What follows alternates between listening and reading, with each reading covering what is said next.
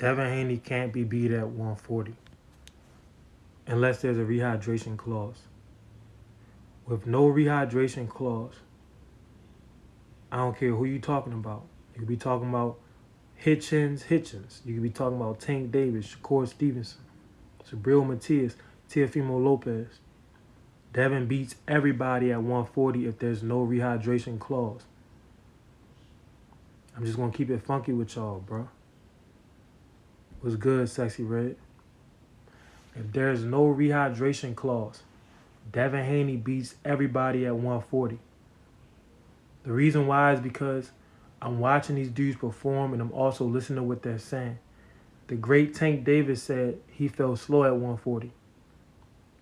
He said, man, my shit kicked at 17. I might just cut it all off. Oh, I don't know, man. I don't really care. I'm talking boxing. If you're going bald, deal with that. Tank said he feels slow at 140. Tank said at 140 the punches feel different. Every punch feels really heavy. That right there let me know. If you fight Haney with no rehydration clause, probably not going to beat him. Ryan Garcia without the Osterine, he would have got tired. He would have got stopped by Devin Haney. We saw what happened to Regis. Hitchens cool with the little right hand, but Hitchens barely throw any punches at all. Richard Hitchens just want to stand there and just catch you coming in with a right hand. He don't want to really move forward. He just a pure counter puncher, distance management. Game manager, that's what Hitchens is. He's a game manager. He just wants to stay right at that certain distance, use his reach and legs to the fullest, and then see if he could catch you with the right hand. When he does catch you with the right hand, it's not like he's a power puncher. It's a boring style. What they say about Shakur, how Shakur only go backwards and don't have no offense, that's really Hitchens. And I ain't trying to disrespect him. I'm just telling him the truth, bro.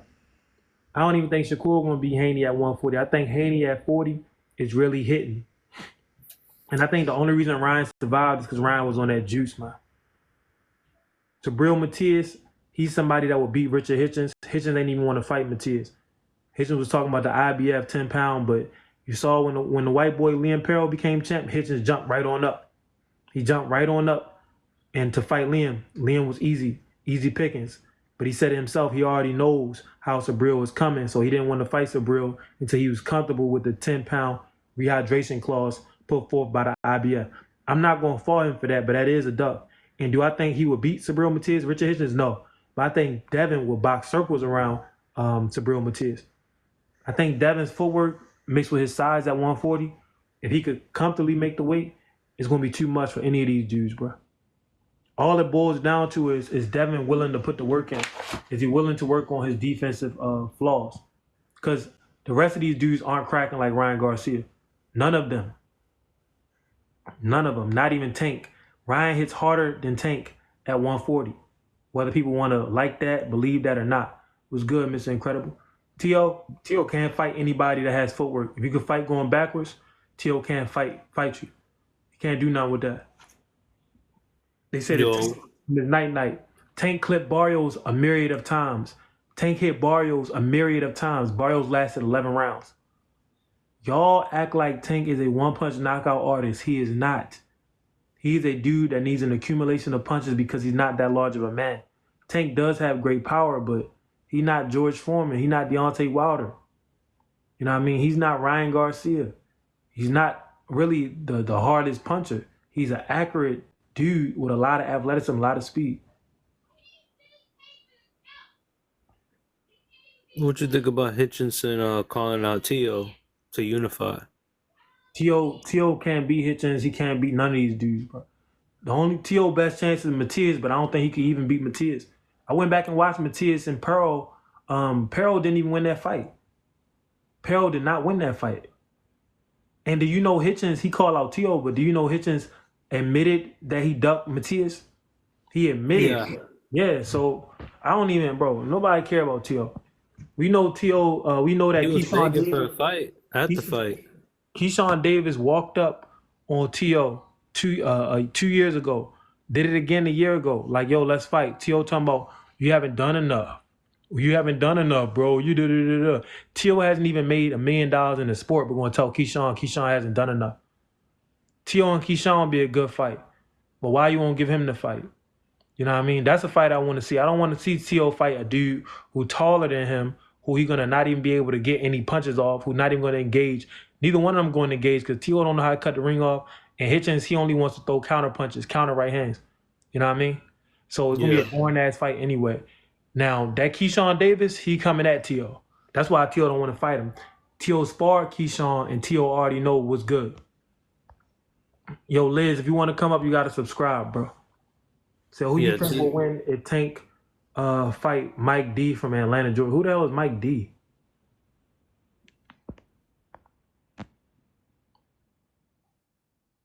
Say Tank has a chin, fast as fuck, and can punch. Yeah, that's true. That's a lot of people though. No, it's not a lot of people. A lot of people don't have a chin, and they aren't fast, and they can't punch. I Tank got- wouldn't add the fast part. The fast part is probably like Most the fighters aren't fast. Most fighters don't have a chin like that, like where they could just. Tank has taken some of the best shots. We never really seen him wobble. Most fighters don't. They aren't gifted with a chin. Most fighters can't punch. Like to be able to punch is a gift. To have a chin is a gift. To be extremely fast is a gift. Tank got a bunch of gifts. Like Tank and Santa Claus, they like this. But when I say Santa, I'm just joking. I don't celebrate that shit. Tank was blessed by the Most High. The Most High gave him a lot of gifts, bro. Me, I ain't no hater. It's just that when I say the truth about people, people get mad. But I'm not no hater. Tank got a lot of gifts that a lot of men they envy, they jealous because they don't have it. You know what I mean? the only thing he's missing is height and reach. Mostly No, reach. He don't even need the he height. might be missing heart. Q said, "Let me in. I got something to say." Q, in order to come up, you got to subscribe. The people that come up on my show are subscribers. They pay $5 a month. Other than that, you're welcome to talk from the chat. Shit, I had to get a loan out to pay for this month. Alone. Hell yeah, bro. Yeah, right. I might bet your ass for this next this rematch with this better be Bro, listen, Mr. Incredible. Listen, man. I don't even want to do you like that. Alright. Because I know that you really believed in Bivol and his skill. Listen to what I tell you. Berta Biev felt that Bivol cannot hurt him, so Bivol is going to get stopped. There's no point in you betting me. Like I'm willing to bet $200. Berta Biev is going to come out victorious. Bivol going to get stopped, bro. Damn, 200? Yeah, I'm willing to bet $200 that Berta Biev is going to be victorious, whether it's unanimous decision or stoppage. Shit. They said, why can't calling? Oh, okay, Q. Guess what? You about to come on the show. Q, it's time for you. Q, it's time for you to speak your piece, Q, because you just paid and now you on KJI TV. What you got to say, my man? Yo, why are you not talking about how good of a finisher Tank is? What the hell you mean? Why I'm not talking about how good of a finisher Tank is? Every single time Tank gets somebody hurt, he pretty much gets him out of there. Okay, that's good. Tank is a great finisher. So you don't think that he can hurt Devin as suspect as his chin looked? This is the thing. You claim Devin had a suspect chin, right? Yeah. Devin was in there with a steroid user and abuser. Devin was okay, we can't be just saying he's Devin was in there with Chris Benoit. You know what I mean? Devin was in there with Barry Bonds. You feel me? Devin was in there with LeBron James. Devin was in there with a steroid user, bro. So, and guess what? He didn't even get knocked out.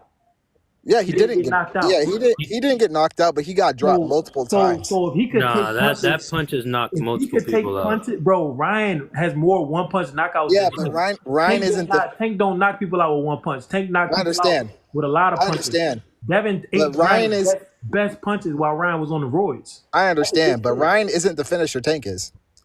Are you crazy? Ryan, I'm not crazy. Most of his fights. Ryan will slow down. Tank gets you hurt, it's over. See you later. Ryan throws more punches than Tank. Tank had Barrios hurt, and it still took 11 rounds. He finished them. Yes, but it took 11 rounds. Why are we acting like he didn't finish them? It took 11 rounds. When Ryan gets you hurt, most of the time you're not making it out of that round. And Ryan it was 140. Yeah, and it was 140 when Devin and Ryan fought too. At 140, Ryan hits harder than Tank, bro. When Ryan fought Tank, he was dehydrated. That's just the truth. Do I think Ryan came in at full weight? No.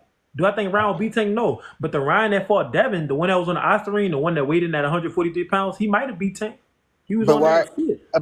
Okay, then this is my other point. Every single time that we've seen Devin step up to, okay, say it's Ryan, say it's Loma, I thought he lost, and No, then when he fought he Ryan, beat Loma. He beat Loma.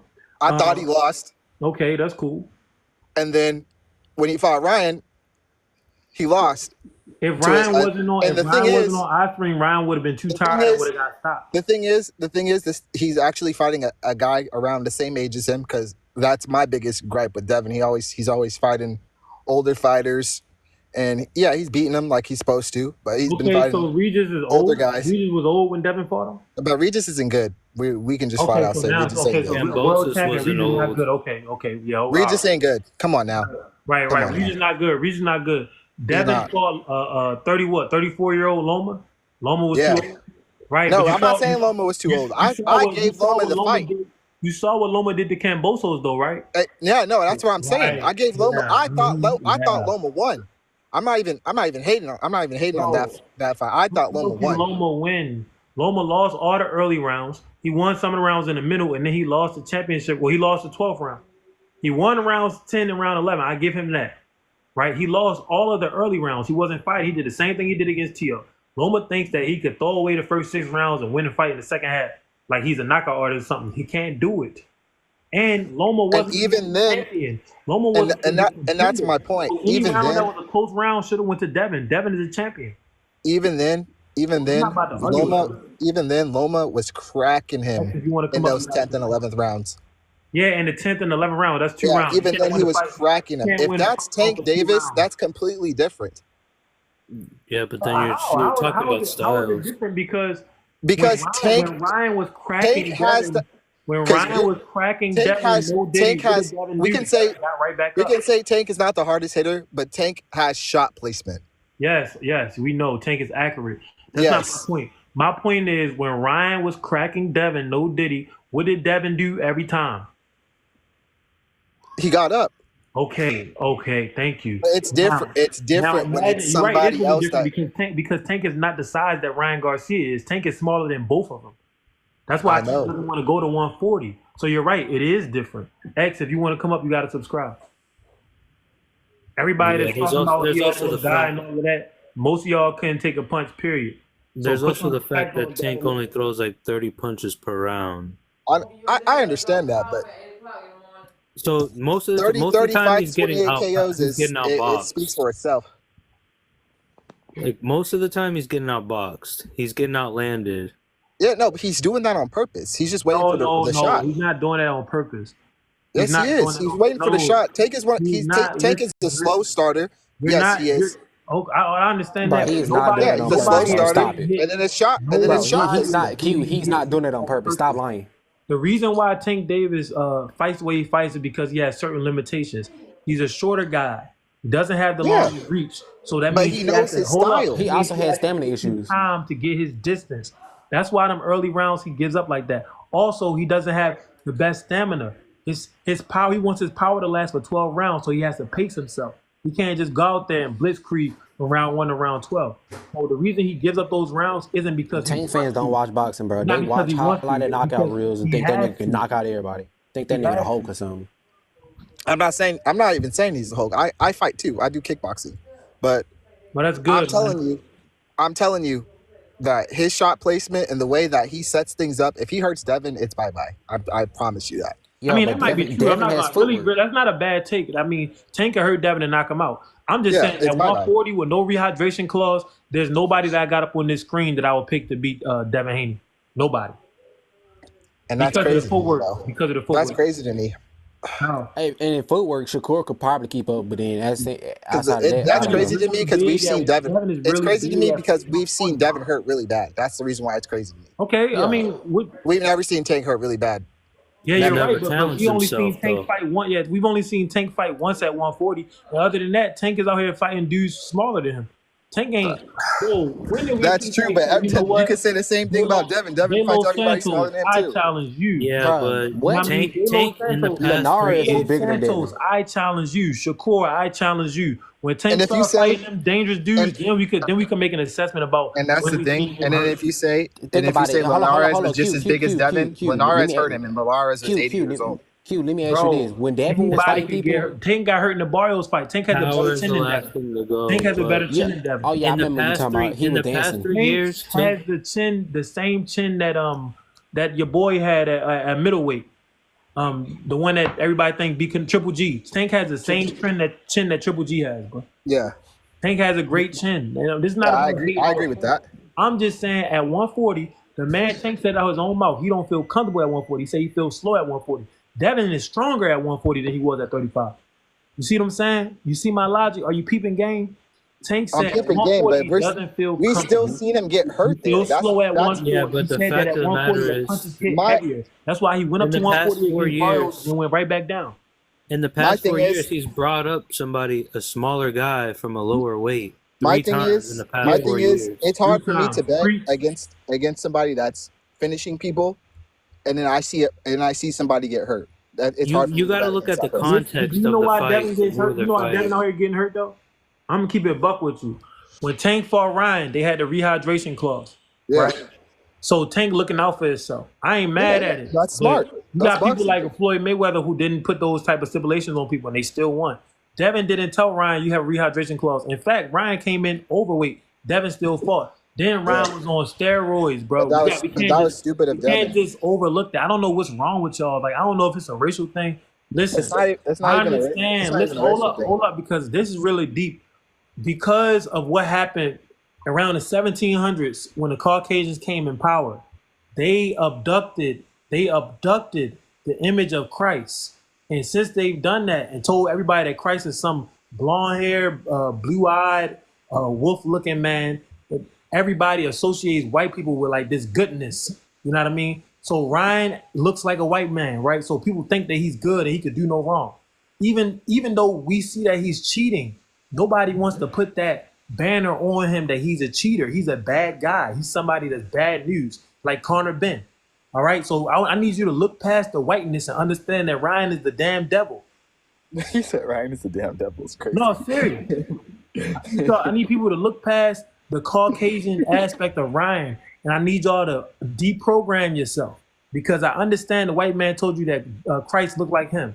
Now the Bible doesn't say that, but the white man said that Christ looked like him in the 1700s, and the whole world has been running with that. So when they look at white men, it's hard for them to demonize a white man because deep down in their subconscious, they associate white people with Christ. They associate them with righteousness.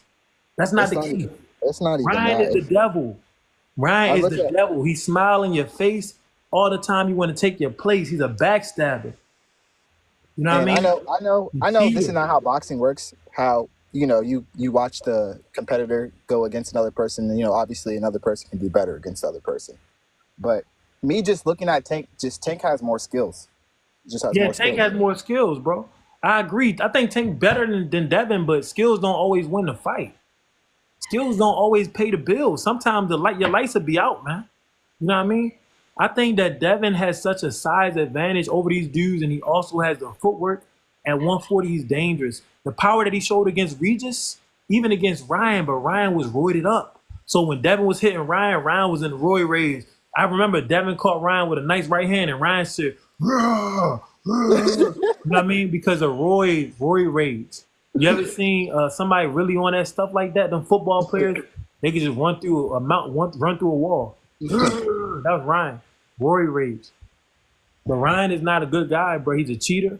And people gotta unless when Devin get knocked out by somebody that's not on roids, when he get knocked down by somebody that's not on roids, then we could criticize him.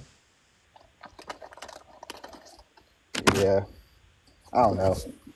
No, I you just, know, I with my, that my test, with that test. That I just test don't said think he he's cheated. fought an A fighter yet. That's my only concern. And another reason Devin gonna get hurt, and Devin gonna continue to get hurt because Devin is gonna continue to challenge himself. Yeah, Challenge That's yourself true. to get hurt. When Floyd was out there fighting the best, guess what? He was getting rocked. Yeah, That's what happens when you challenge yourself. yeah. No, that's like fighting in general. You're gonna When win. you don't challenge yourself, your margin for error is really small. I mean, no, it's really large. Excuse me. Your margin for error is really large when you don't challenge yourself. I think Tank should have fought Loma years ago. Yeah, but somebody didn't want that smoke, whether it was Floyd or Tank. The world would never know. You're better off trying to figure out how many licks to get to the center of a Tootsie Pop. I'm not saying Tank would have lost because the power is always a factor, but you're right. We'll never I know. was disappointed too, bro. When I found out that Ryan cheated, I was disappointed. I was happy for Ryan. I was about to make a bunch of videos breaking down the fight, but then when I found out he cheated, I couldn't make a damn video because everything, all the analysis that I was seeing has got to the drain. That was all the roids. Says Tank challenges himself as well. He loses rounds, gets the no. We talking about the ultimate challenge. The ultimate challenge, once you reach Tank level, is going to go fight the very best. That's the ultimate challenge. But Tank don't care. He said he don't care about that stuff, right? So that's cool. That's on him. What the hell? You could lose rounds. It just depends who you're doing it against. Are you doing it against? Can you lose rounds against Shakur? Yeah. You lose. Can you afford to lose rounds against Shakur? They said Elvis Rodriguez could beat Devin Haney. Elvis is a bad boy. Elvis is a dangerous fighter. Devin Haney is not indestructible. None of these fighters are indestructible. I'm just saying, if Devin Haney trained hard at 140, he got a full training camp, I don't think nobody beats him. He just got a new he got Floyd trainer now. He got one of Floyd old trainers. Yeah. Nate. They say Africa beats Devin. Africa don't throw enough punches. Africa don't throw enough punches to beat Devin. I don't know. I don't agree with that Devin one. I think Tank beats him. At 140, I don't think so. I think it'll be a good fight. They said Ryan already exposed him. No, Ryan didn't expose Haney Darius. Ryan exposed himself. He exposed himself to be a little white devil, a cheater. A man that doesn't care about his opponent at all. Doesn't care about you can't even really be explaining. You can't even really be explaining this because even though they got the proof that the boy popped dirty, it don't matter. I'm trying to explain. I got to deprogram these people. Christ does not look like a white man. There's no reason. Hold up, Q. There's no reason for y'all to just go around and associate all this righteousness with white people. Christ does not look like a white man. Go read up on his description in the Bible. So there's no need for you to look at Ryan like he's some type of angel that could do no wrong. Ryan is a little white devil. That's it. He's a cheater, a liar. He's somebody that deceived the public. And then he got the name to call. He has the damn audacity to call on the Lord, knowing damn well he's doing Ostarine. Ryan was talking about God going to do this and God going to do that. You saw what God did for you in that Tank fight. So then you said, okay, the Lord is not with me. Now I got to use steroids. That's the real truth to the Ryan Garcia story. When Tank stopped Ryan realized the Lord wasn't with him. So he said, okay, cool. I'm going to turn to science. I'm going to turn to science. They said microdoses. You never heard of microdosing? Boy, I'm tired of y'all. They said Mosey also cheated. Yeah, Mosey's a cheater. That's why Floyd whooped Mosey ass. I don't support cheaters regardless of race. In fact, it's more embarrassing when a black man cheats because the Lord already gave you the genetics to be able to work hard and win. I understand why Ryan Garcia wants to cheat because Ryan knows no matter what he does, he's never going to have the abilities of a Tank Davis. He's never going to have the abilities of a Shakur Stevenson, of a Devin Haney. So that's why he said, you know what? The only way that I can compete with these men is if I cheat on these men or cheat with these men. You know what I mean? That's the only way. So if they rematch, basic fighter, huh? If they rematch, you would take Devin. Who? You. If they rematch, Ryan and yeah, I don't think Devin beats him. If Ryan isn't on Ostarine, I'm taking Devin, bro. Because I don't think he beats him either way. I'm gonna tell you why Ryan's gonna always lose. Ryan will always lose to Devin if he's not on Ostarine because Ryan isn't gonna have the stamina in the late rounds. That's it. Ryan doesn't work hard enough. Ryan actually has talent.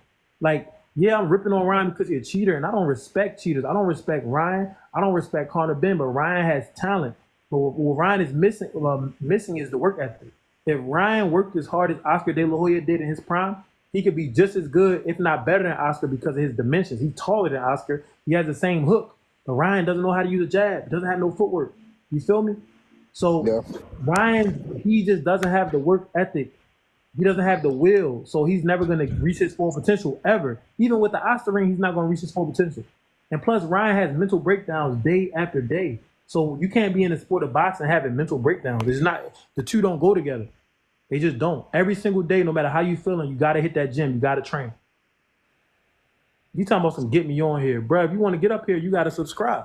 Everybody that's actually come up, you have to subscribe. Fat the Real X, NC, you got to subscribe. It's $5. Said Devin don't know how to block that hook. Yeah, Devin could work on that, but you're right. As of right now, he doesn't. What's good, Big Reek? And my bad, Mr. Incredible. I've been cutting you off. And that's another thing. Like with a hole like that with him not blocking that hook, that's trouble if you're fighting Tank. Yeah, he's always been blind to the left hand. That's why southpaw. Yeah, that's trouble. I'm gonna tell you something about Devin though, yo. Like honestly, we don't know how the fight goes if Ryan. Like I think Ryan would have still dropped him without the Osterring, but I think Ryan would have been tired after that. For example, Shane Mosley hurt Floyd in the second round, right? Ryan hurt Devin in the first round as soon as they started fighting. Shane hurt Floyd in the second round and in the first round.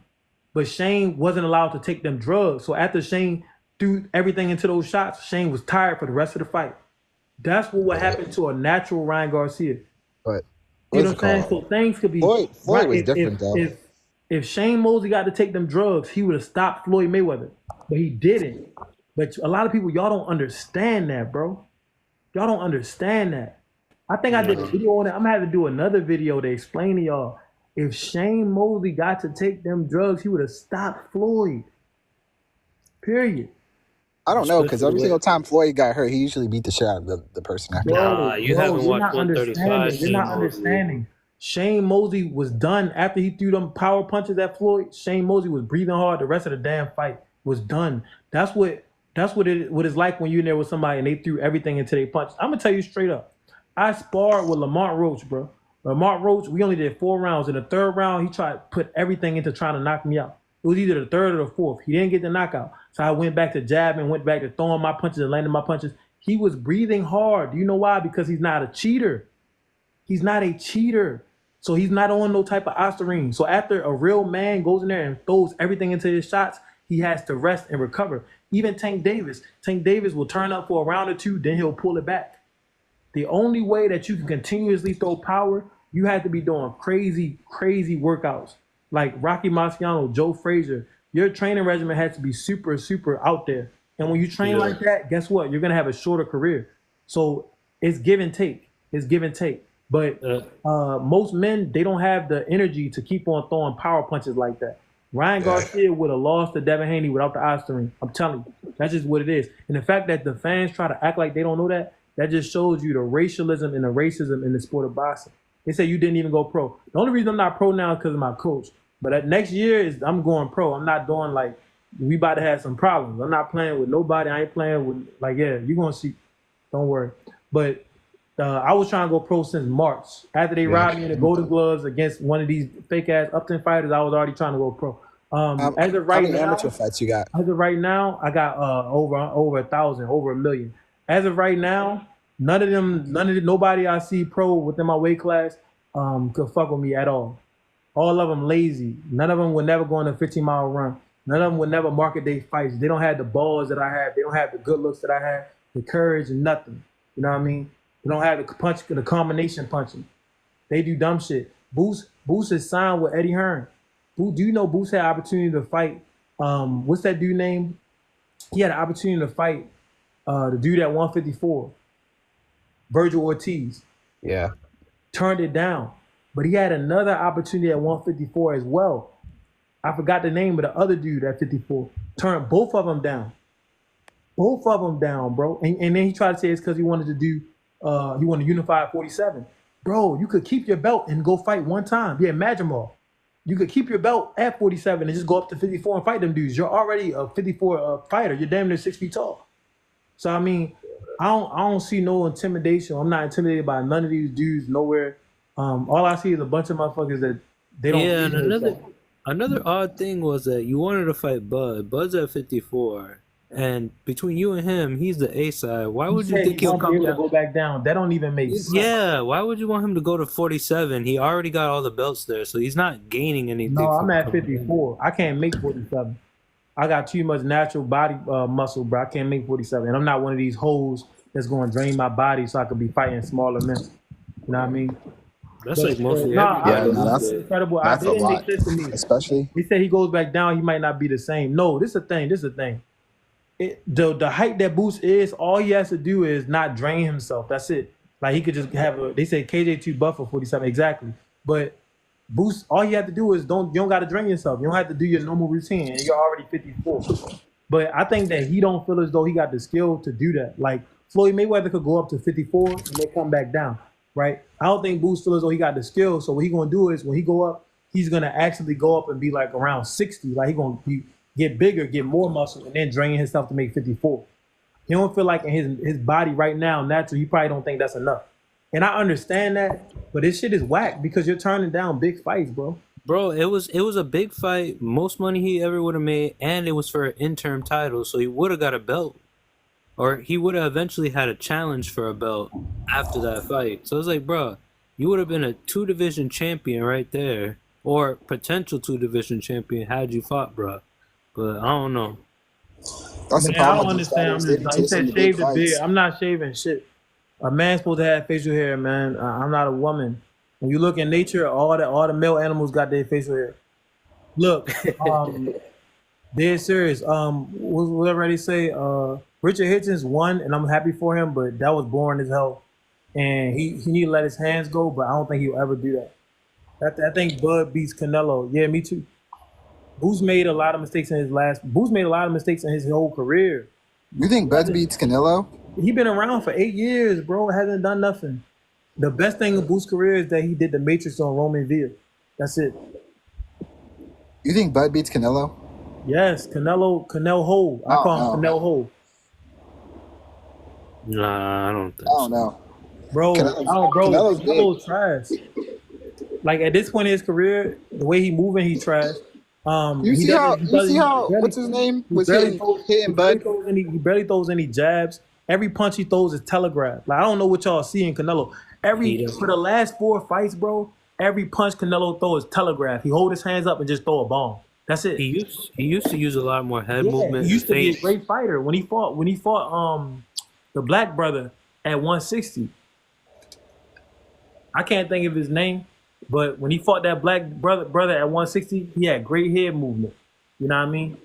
Canelo, when he fought Triple G, he had great defense on the ropes and all of that. He doesn't do that stuff no more, bro. It's like Bivol beat the skill out. Yeah, Jacobs when he fought Jacobs. Oh yeah, Bivol Danny beat the Jacobs. skill out of that motherfucker, bro. Bivol beat the skill out of him. Yeah, what's up, Wicked? I think he's a little bit too. I think he's too big. He's too slow. Yeah, that's the thing. Canelo's slow, he's too but big, he's slow. His feet are slow. It's not about being big. His feet slow because he's not running enough. He probably not swimming or nothing. He don't do nothing, bro. That man just going off of his he's going off of his repetition. Like he's been boxing so long, he can get in there and beat dudes without even having the best training camp. And he do the same stuff, and they can't deal with his power. A lot of guys can't deal with his power. Bud don't even have to sit there and take them punches. Bud's feet are way faster than Canelo. Bud got longer arms. If Bud fight Canelo from a certain distance and just land straight shots, he gonna have Canelo dead tired by the 6th round.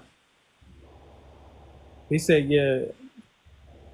Canelo beats Tank Davis. That's funny. Canelo's always struggled with boxers. Like Cameron said, just stop talking. Yo, Cameron, you don't have to sit in here and listen to me talk, bro. You can leave. He a fangirl. He a fan. Stop talking about my precious Canelo. Say, yo, you think Puyo beats Devin? I don't know. I gotta take that pill out. Say Crawford ain't doing shizzle. I understand why y'all think Canelo gonna beat Crawford because of size, but that's why I think that's why Canelo wins. Crawford is not a regular fighter at all. Like even when it comes to like the torture that his mom was doing to him, the trauma that his mom instilled in him, and all of that. Like Crawford not a regular dude, and then he happens to be a great athlete, right? He happens to be a sharpshooter. Like he knows exactly where to punch somebody to hurt him. Crawford has been sparring with heavyweights and light heavyweights and shit for years.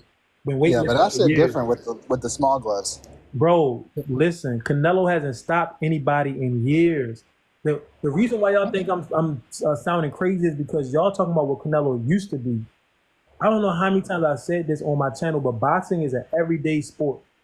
Every single day, you either getting better, you getting worse. Canelo has been progressively getting worse year after year. So y'all want to remember Canelo what he was doing back in the day. We can say the same thing about Bud though, because Bud's last Bud just had one of his greatest performances against Errol Spence Jr. in his entire career. The one after Bud fought a world champion. Who the hell has Canelo been fighting? Bud fought a world champion in his prime. Madrimov is a man in his prime and a world champion. Canelo fought Edgar Berlanga. Where did they get Edgar Berlanga off the? Where did they find him at? And it's kind of crazy to say that Bud had one bad fight and now he's washed. When for I'm not 12 even saying years he's he washed. stopped He everybody in the stopped ring. everybody at 47. He didn't even Yeah, have a but he bad didn't fight. For Madrimov, 12 for though. 12 Madrimov, years. That's almost Madrimov did unheard not of. engage, bro. Madrimov did not come to win. He fought a safe fight. Canelo is not going to do that. Canelo's going to come forward and get countered. He's going to get countered. He's going to get hurt in that fight. If they fight, I'm gonna have 100 on it. We're gonna have to bet Okay, you. cool, but listen, I'm gonna tell you straight up.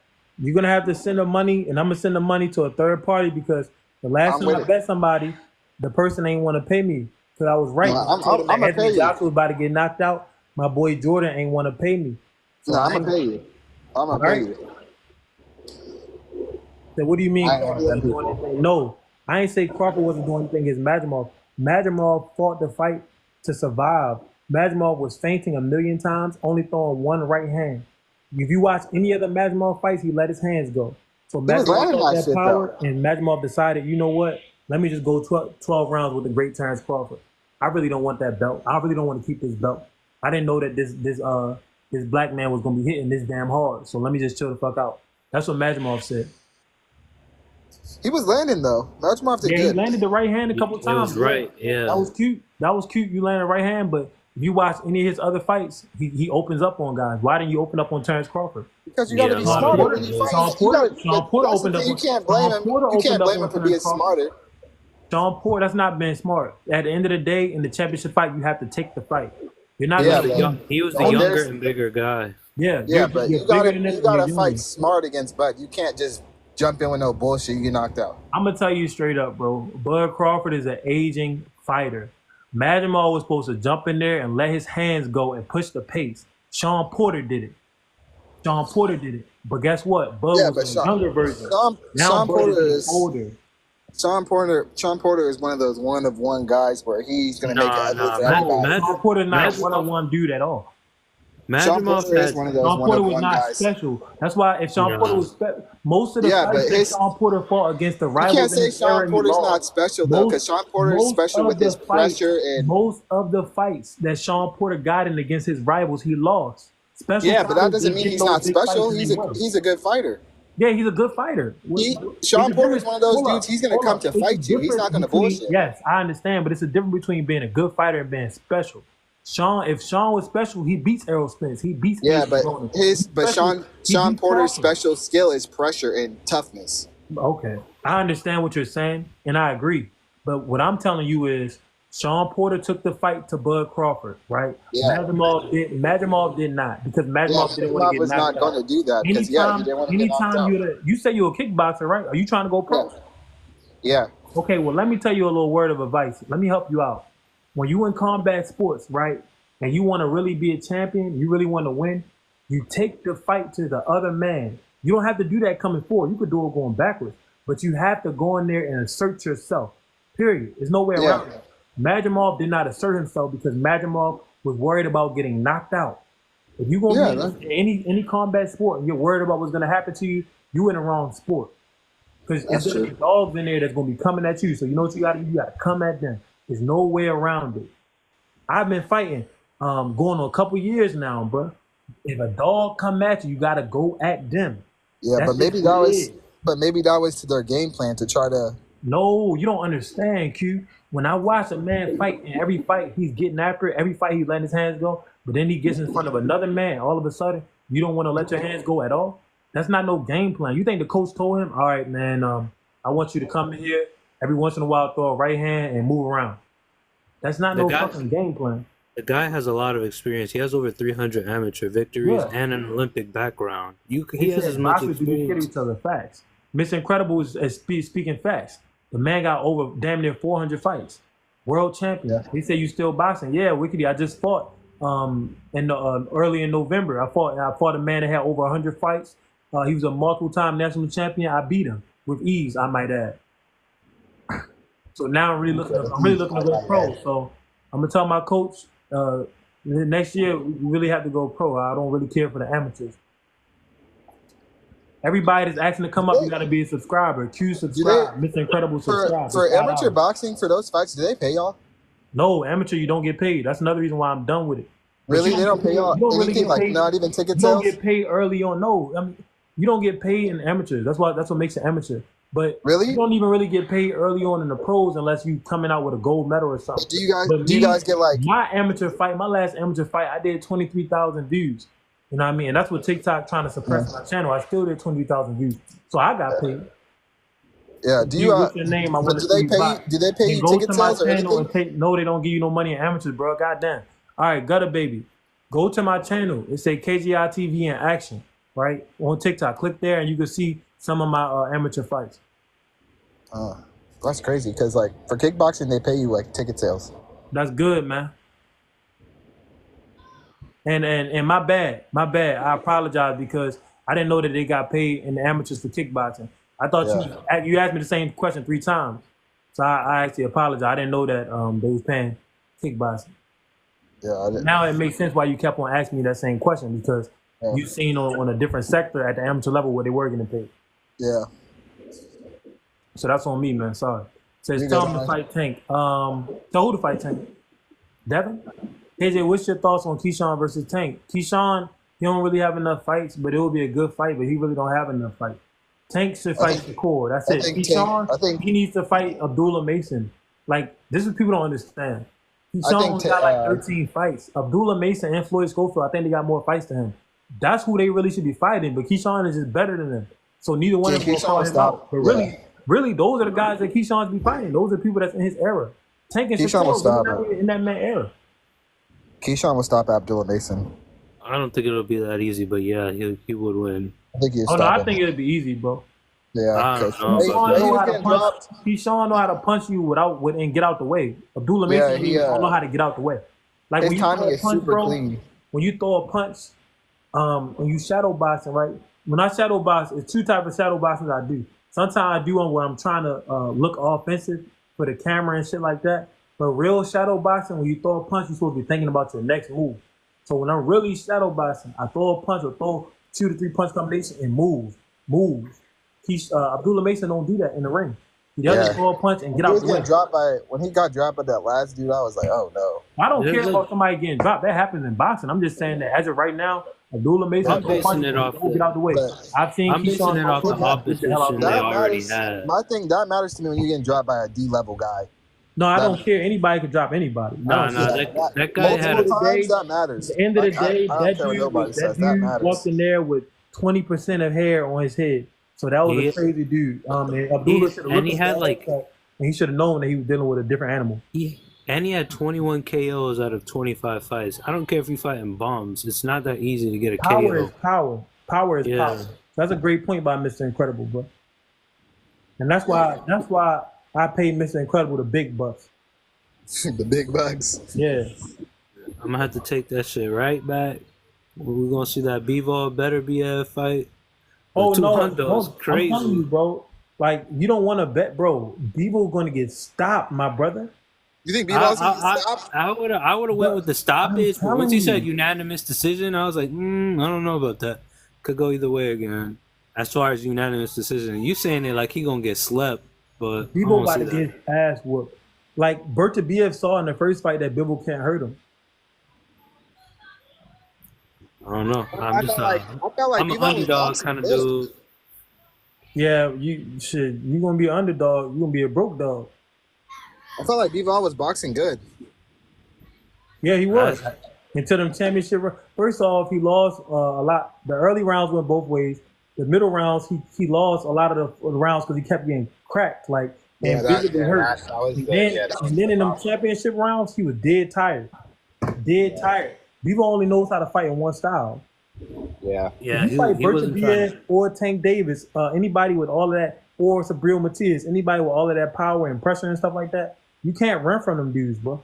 You can't run from it. You have to be able to stand your ground. That's why Frank Martin got stopped like that, because he was just running the whole fight. Yeah, you got to stand your ground. Like, you can't be afraid, bro. You got to hit him with some shit to be like, okay. You have to make them understand that. Yeah, listen, I can't just jump in here. Somebody's going to die in here.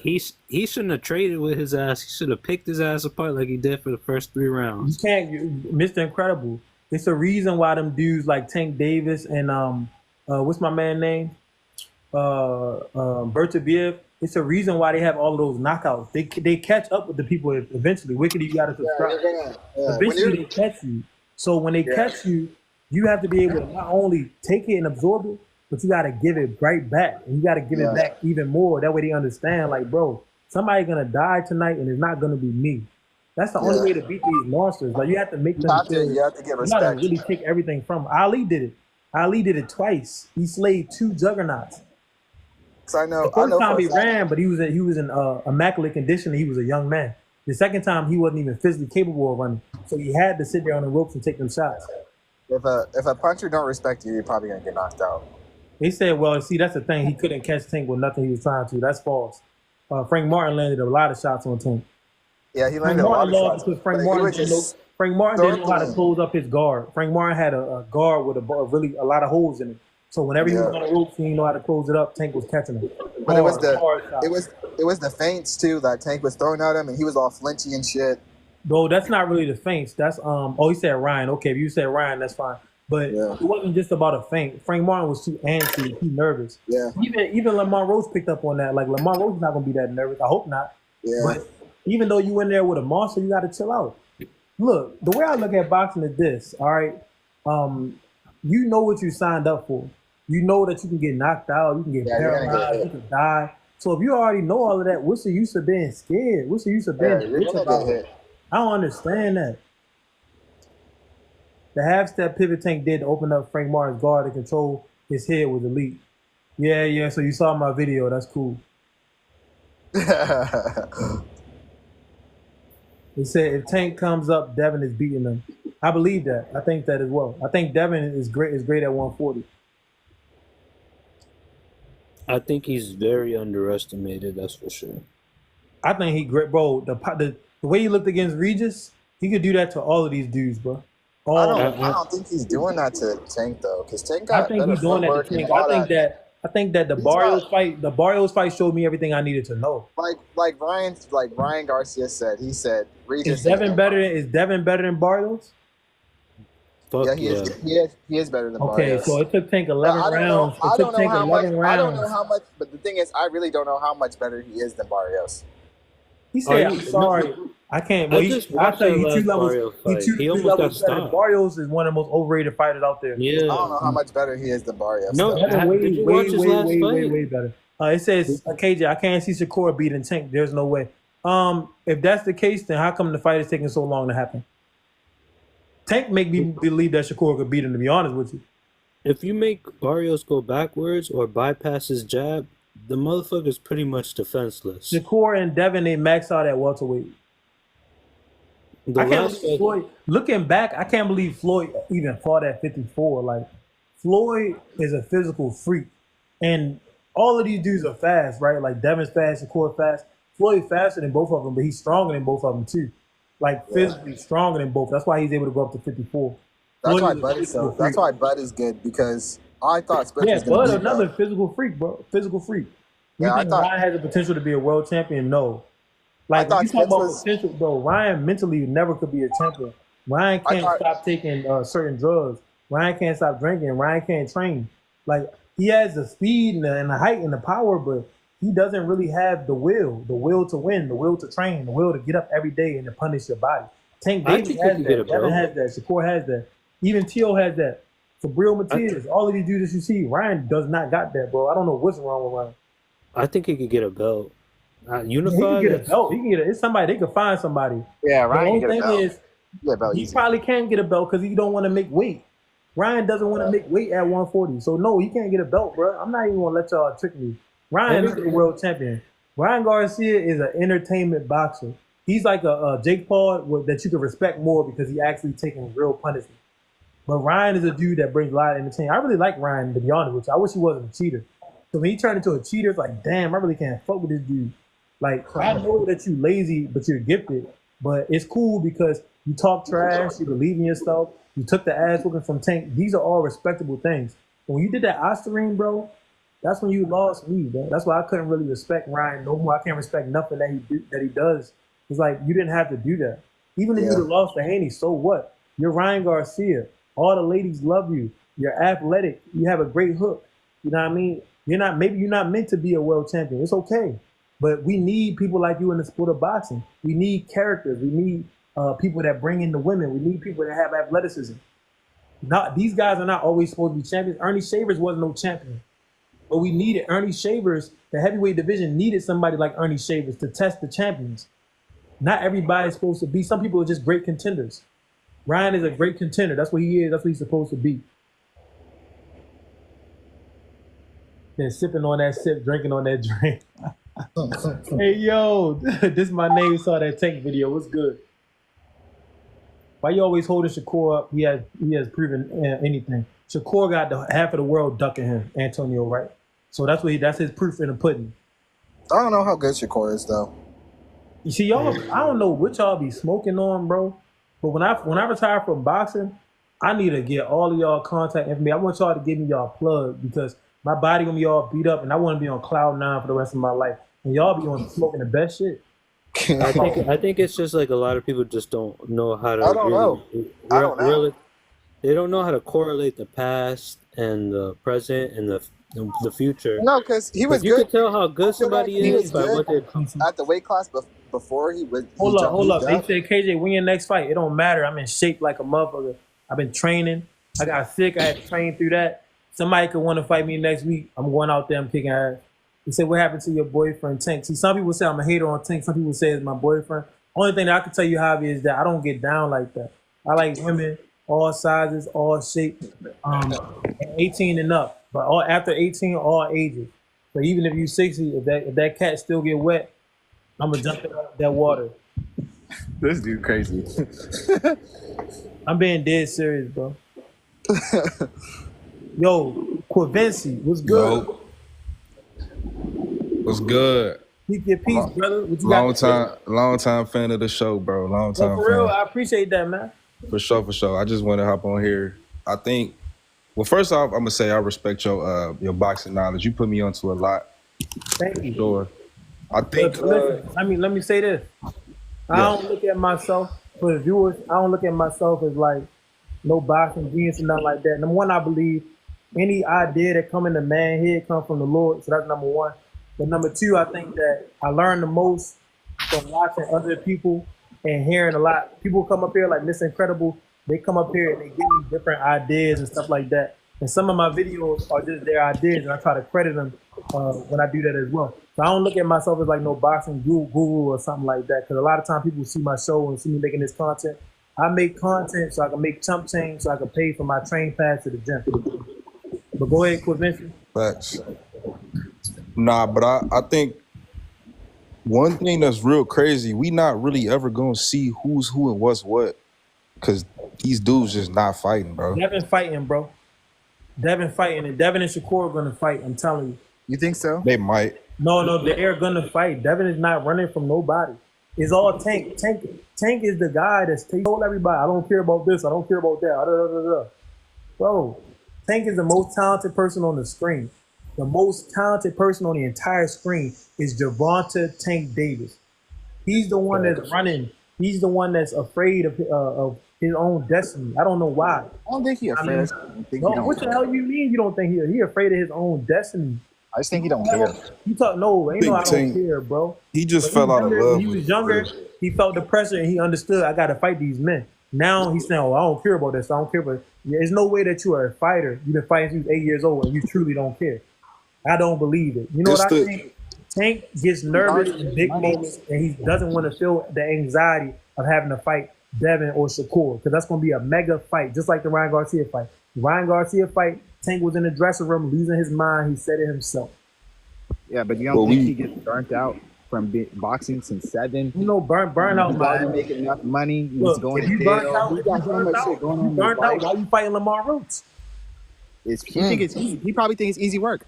I'm just saying, if you're really that burnt out, you're already rich. He probably thinks it's easy work. No, bro. I don't believe all the burnt out. Tank 30 years old. He's 30. He's not burnt out at 30, bro. At 30, that's what you're supposed to really. At 30, you got 3 more years of being a physical freak. That's really your prime. Like, you're 30. You're not 35. You're not 40. Bro. He's not burnt out. Y'all can't keep making these excuses for Tank, man. His fighters in the game right now been fighting longer than Tank. Bud been fighting longer than Tank. Canelo been fighting longer than Tank, and so on and so on and so on. I don't Why think he it's get these burnout. fucking excuses? They don't live the same life Tank lives. They not in jail. They not doing other What life bullshit. they live? What are you talking about? We're so accepting. We're so crazy about Tank's life. What planet? What Tank on a different planet? What you mean they don't live the same life he They living? make more money than all those guys. I don't think it's burnout. I think Tank was hanging around Floyd too long, and he was trying to take that Floyd model, but he didn't do what Floyd did to be able to deserve to do that. I'm gonna tell you straight up. I'm gonna tell you what it is, and it's very simple. All right, Tank Davis already told us. You have to listen. Tank said that before the Ryan fight, when Ryan feel it, Tank was like, "I'm about to what?" He said, "You want to feel it?" He said, I'm about to who?" Tank Davis said he was nervous as hell. He was scared before the fight. That was a mega fight. Yeah, but Tank dominated Ryan. Right after the fight, he said, "I don't know if I want to keep doing this because I'm tired of thinking about what I'm going to do to a fighter and what they're going to do to me. Is getting kind of annoying." What does that mean? That means I'm tired of dealing with this anxiety. Yeah. Mike Tyson used to cry before his fights. A lot of people, they can't deal with the anxiety, but Tank has to get over it. You chose boxing. You wanted to be at the mountaintop. At the mountaintop, guess what? You gotta go out there and put on top flight fights, bro. You have to fight the best. I don't think he's gonna have that. Normal reaction though. Being nervous is normal. But I don't think he's gonna have that. You're saying that, but you've never been on the Tank Davis atmosphere. I've never been on a Tank Davis atmosphere. But those fights, let me tell you, it's a difference. I broke this down before, but I don't mind breaking it down again.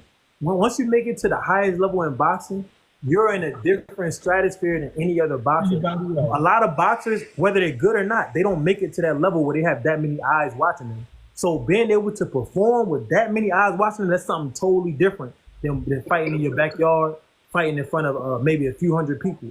And most men can't do that. That's why I give the Alis and the Floyds so much credit, because it's not just about boxing. It's about being able to box under all of that pressure with a crowd pouring down on you. Most men can't do that. That lets you know when you really one of them ones. Tank showed that he could do it in the Ryan Garcia fight, but he don't believe that he could do it again and again and again. That's it. It don't got nothing to do with no burnout. Talking about his burnout. Tank ain't on no drugs. What he burnt out? I'm a burnout. No, you know, burnout, scared out, nervous out, anxiety out. I don't think he'd get scared if he was fighting somebody that's more technically sound. I think it's like he gets scared when he fight other power punchers. You not understanding. It don't have nothing to do with the style of fighter, bro. It's the moment. If you fight Shakur Stevenson, your name is Tank Davis, and the world, so Tank and Shakur finally about to fight. The entire world is gonna stop what they're doing. You know what I mean? The whole world gonna stop what they're doing, go turn on their TV and watch Tank versus Shakur. That's the problem. It's not the fight itself, it's the pressure. It's the pressure. It's the moment. That's what Tank don't feel like dealing with. Ain't no goddamn all this, I'm burnt out and I don't want to no, bro. Tank don't feel like being on that biggest stage. That's it. Are you burned out? You sport, burned out is when you fought. Yeah, burnt out. That's if you've been in wars. How the hell you burnt out? You ain't been in that one war. Tank ain't been in that one. Actually, the one fight that was really a war was the Pitbull fight. That was a war. So he's been in a war, but he hasn't been in multiple wars like he's Tyson Fury or something. Tyson Fury, old ass, and Tyson and Deontay, that's really burnt out. But you said they love the sport and they love the attention so much, they still jumping their old ass out. That's burnt out. Yeah, but he don't love burnt that out. Go look at he don't love that. You want to see burnt out? Go look at Deontay Wilder. Go look at Tyson Fury. That's burnt out. That's cooked. Wilder cooked. Fury cooked.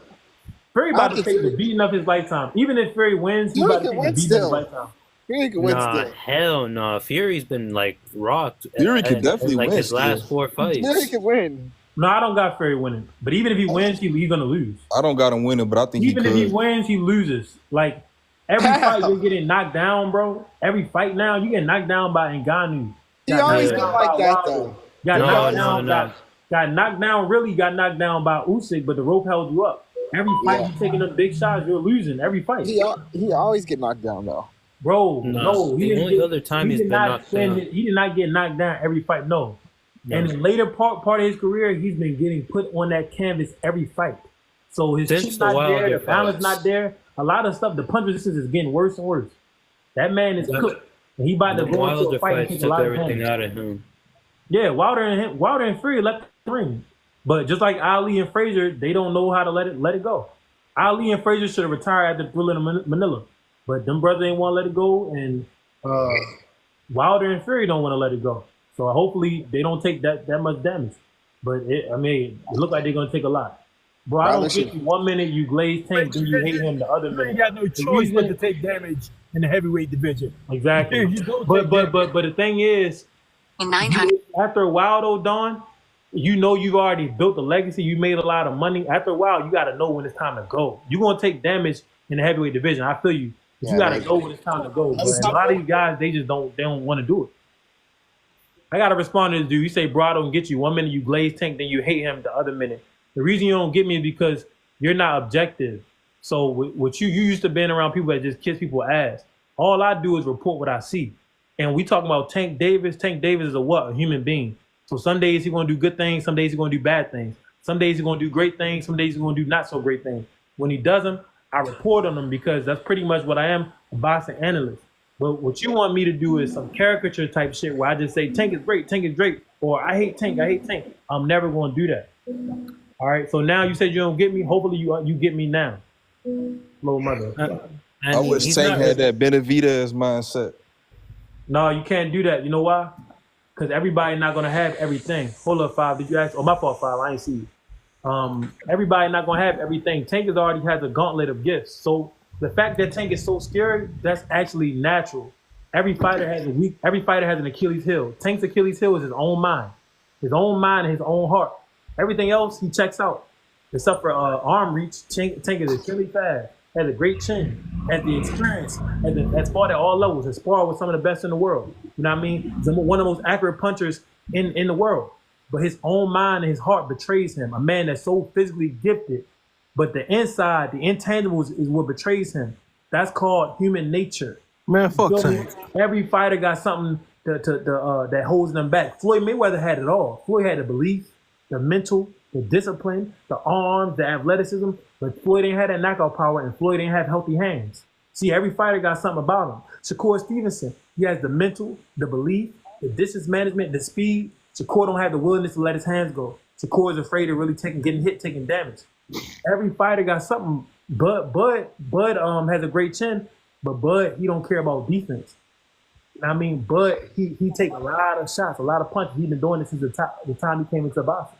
I don't want to say the nigga take a lot of punches. He just got one of them. Like he got like Bud. He a real fighter. Like Bud is a certified nigga, bro. Like he's like you hit me, you hit me, like you hit me hard. All right, now I'm about to come at you. I'm about to get that shit right back. Gambler. Bud is a gambler. He reminds me so much of Ezra Charles, and I feel you too, Five. Bud is a fighter too. He's a raw, instinctual fighter, and he likes to fight. So that's to sum up what Five is saying. Bud is a fighter that likes to fight, but he don't care about defense like that, bro. Like the way that he fought against Errol Spence, he could have fought like that every fight. I'm talking about his willingness to move out of the way. But Bud don't give a damn. They said Bud is like Roy Jones. In what way? I don't see any Roy Jones. Like Roy Jones. I don't see that at all. Roy wouldn't let you hit him. Shit, man. Who's that? I don't even think people could touch him. Before y'all start talking Yeah, about Roy hated getting hit. That's like day and night. Roy wouldn't let you hit him for shit. Yeah. Roy hated getting hit. Man, fuck Tank. I told you I'm on a boycott all 2025. What's the No, I can't say fuck Tank. I'm just saying I respect Tank. The thing about it though is I don't like respect none of that shit. The fans, bro, they trying to act like the man isn't scared. It's okay. The brother's scared. It is what it is. Bro, I ain't gonna lie. I was telling my pops about this the other day. Ray Leonard was scared. Ray Leonard ain't really want to fight no fucking Marvin Hagler. These are human beings. You know what I mean? Look, it's okay. I was telling my pops about this the other day, man.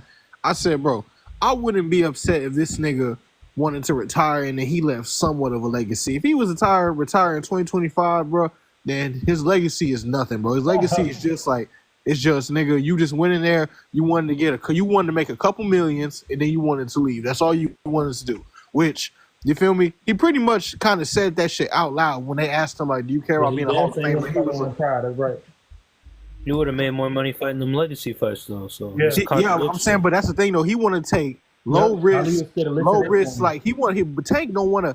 Tank don't. He don't really. I can say he don't really care about making 100 million. Tank be like, shit. I just want to make a good 20 and be comfortable against my opponent. No, Tank want to make Tank already made 100 million, to be honest. But He wasn't in a position to take Where? Him and Ryan grossed $100 million. That shit don't even sound right. No, listen. They probably did. I ain't saying you wrong. I'm not saying you wrong. Listen. Tank and Ryan are on the all-time pay-per-view list. I think they sold 1.4 million or something like that. That's all-time numbers. They grossed 100 million in that fight, but once the pie got divided up amongst the promotional companies, Tank's people, Ryan's people, Tank only went home with like 8 to 10 million. A 3-division champion against niggas who bro. Tank is not a real 3-division champion and shit, bro. Tank went up to 140, got a regular 140 belt and shit. Yeah. At 135 has a regular 130. He's not a real 3-division champion. Motherfuckers got to real start doing some real research. He's a 2-division champion, bro. He got the real belt at 135. Not only that, at 35 he did, and at 30, but at 140 that wasn't the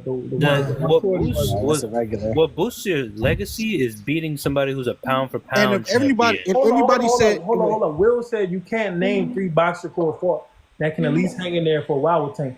I could name you somebody he fought that can hang in there and probably beat Tank. Number one, De Los Santos. Also, I can name fighters that he tried to fight that can hang in there with Tank.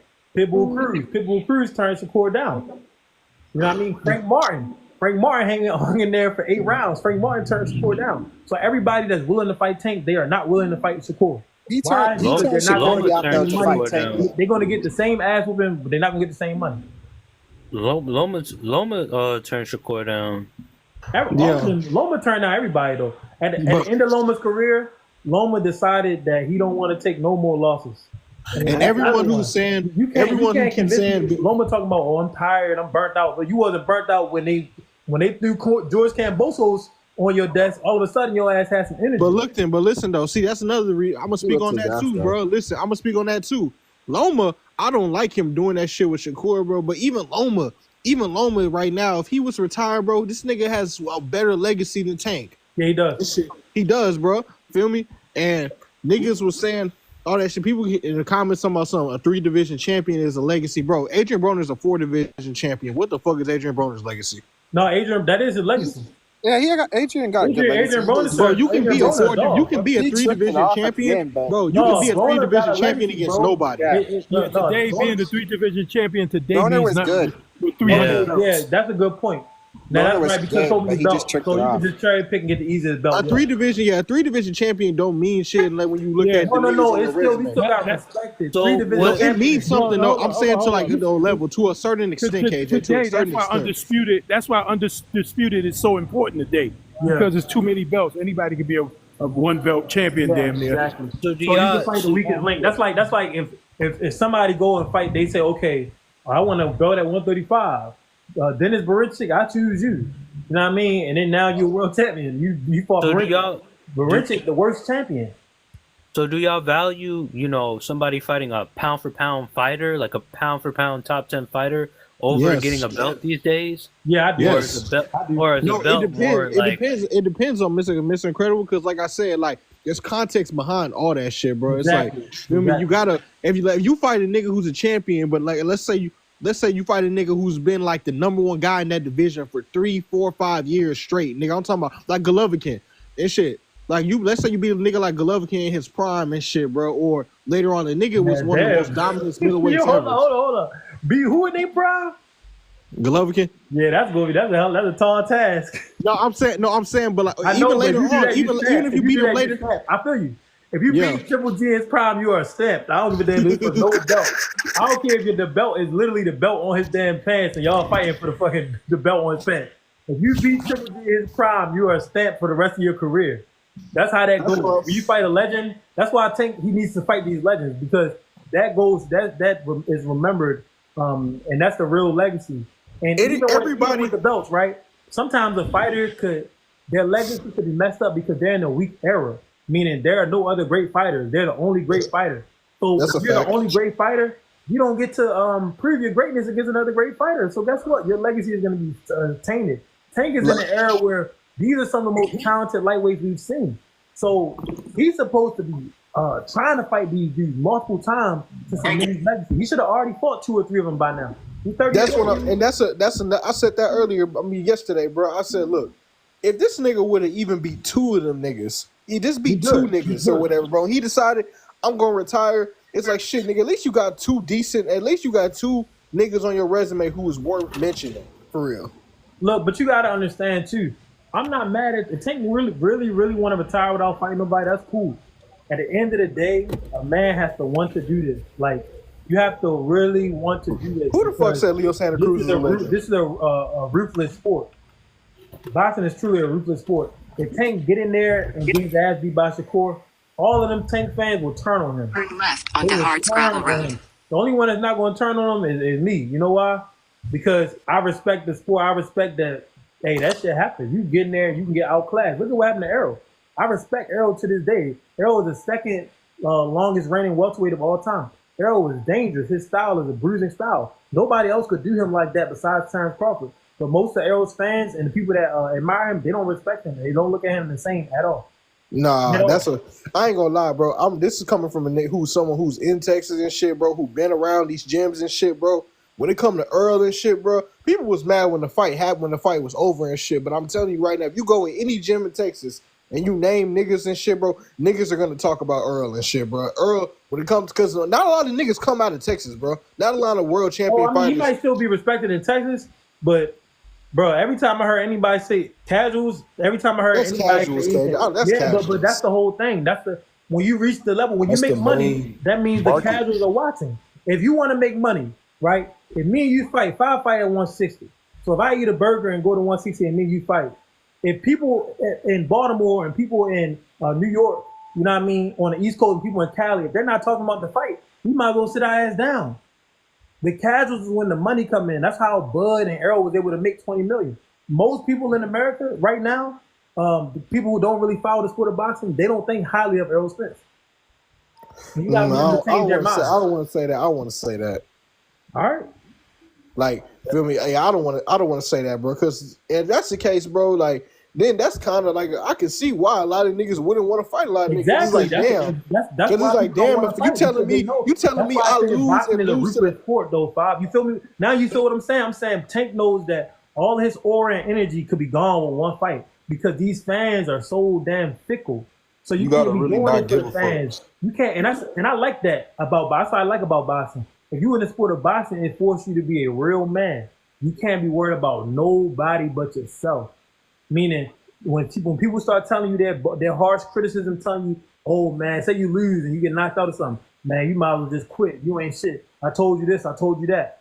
And boxing, you gotta bypass all that and be your own man at all times. That's what I love about the sport. Most men don't like that. They don't like the fact that they lose, everybody gonna turn on them. You know what I mean?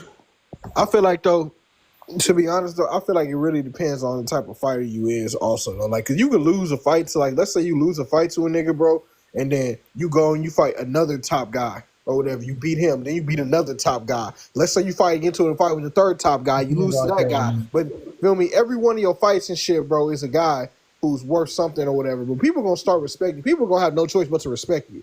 Why do you think Pacquiao got so much love? One thing that I learned, Pacquiao got respect because he's Asian. One thing that I learned, after watching the career of Floyd Mayweather, people don't gotta respect shit. It don't matter what you do. Floyd though, they just didn't appreciate it. Yeah, no, they did not respect CD to this day. They don't respect. Anytime you go watch a Floyd Mayweather video, he can be doing anything. Go read them comments. Tell me why. He runs all the time. He be running. I'm not sure. Hey, CD. Not appreciating it. Hey, look, tell me this one. I'm gonna say this, KJ. You saying I respect you. I tell you now, CD. Go look at Rocky Marciano comment section.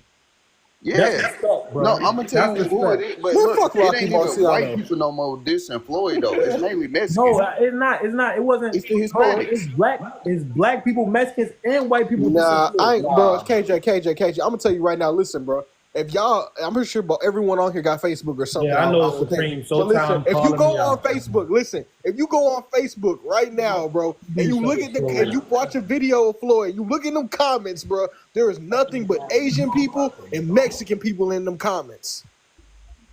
All I know is that he didn't get them out of all the stuff that Floyd did. He did not get them people respect. And I've heard many a black man call Floyd Mayweather a runner. I'm gonna tell you why I know he got respect. Because he sold out everything. If you don't respect nobody, you ain't finna go watch them fight, That's not true at all, bro. People don't go watch your career. Check this out. People don't go watch your career. Check this out, bro. They want him to lose. It's men that pay for OnlyFans. You think they respect the women that they watch? Come on, bro. People watch Floyd.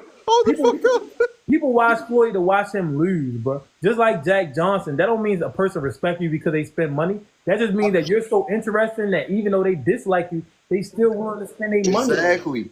But that's not respect, brother. Just because somebody spend money. Hold on. Ali said the best. No matter if you like me, hate me, as long as you come in to watch my shit, it don't matter. But that's not the respect. The fact that people are coming out, they gonna watch whatever Floyd do for the rest of his life. Floyd was 50-0. The man fought the most world champions. The man was one of the most dominant fighters, offense and defense. And the average person, it kills them just to give this man any type of platitude. Just to say, wow, man, this is the greatest fighter of our generation. Wow, man, Floyd had a great chin. Wow, it kills these people. They can't even say one good thing. They just not appreciate. They don't like him. CD, if a person respect you, bro, they're not gonna have no problem. Like, I'll give you an example. You show how you look in your prime. Did I say, oh, okay? Or did I say, damn, man, CD was a physical freak, just like he was saying that he was. And it was easy for me to do that. That's a real show of respect, to give somebody their flowers, to give them their props. If a motherfucker can't just tell you the basic truth, that's like we go outside and the sky is blue and the sun is up.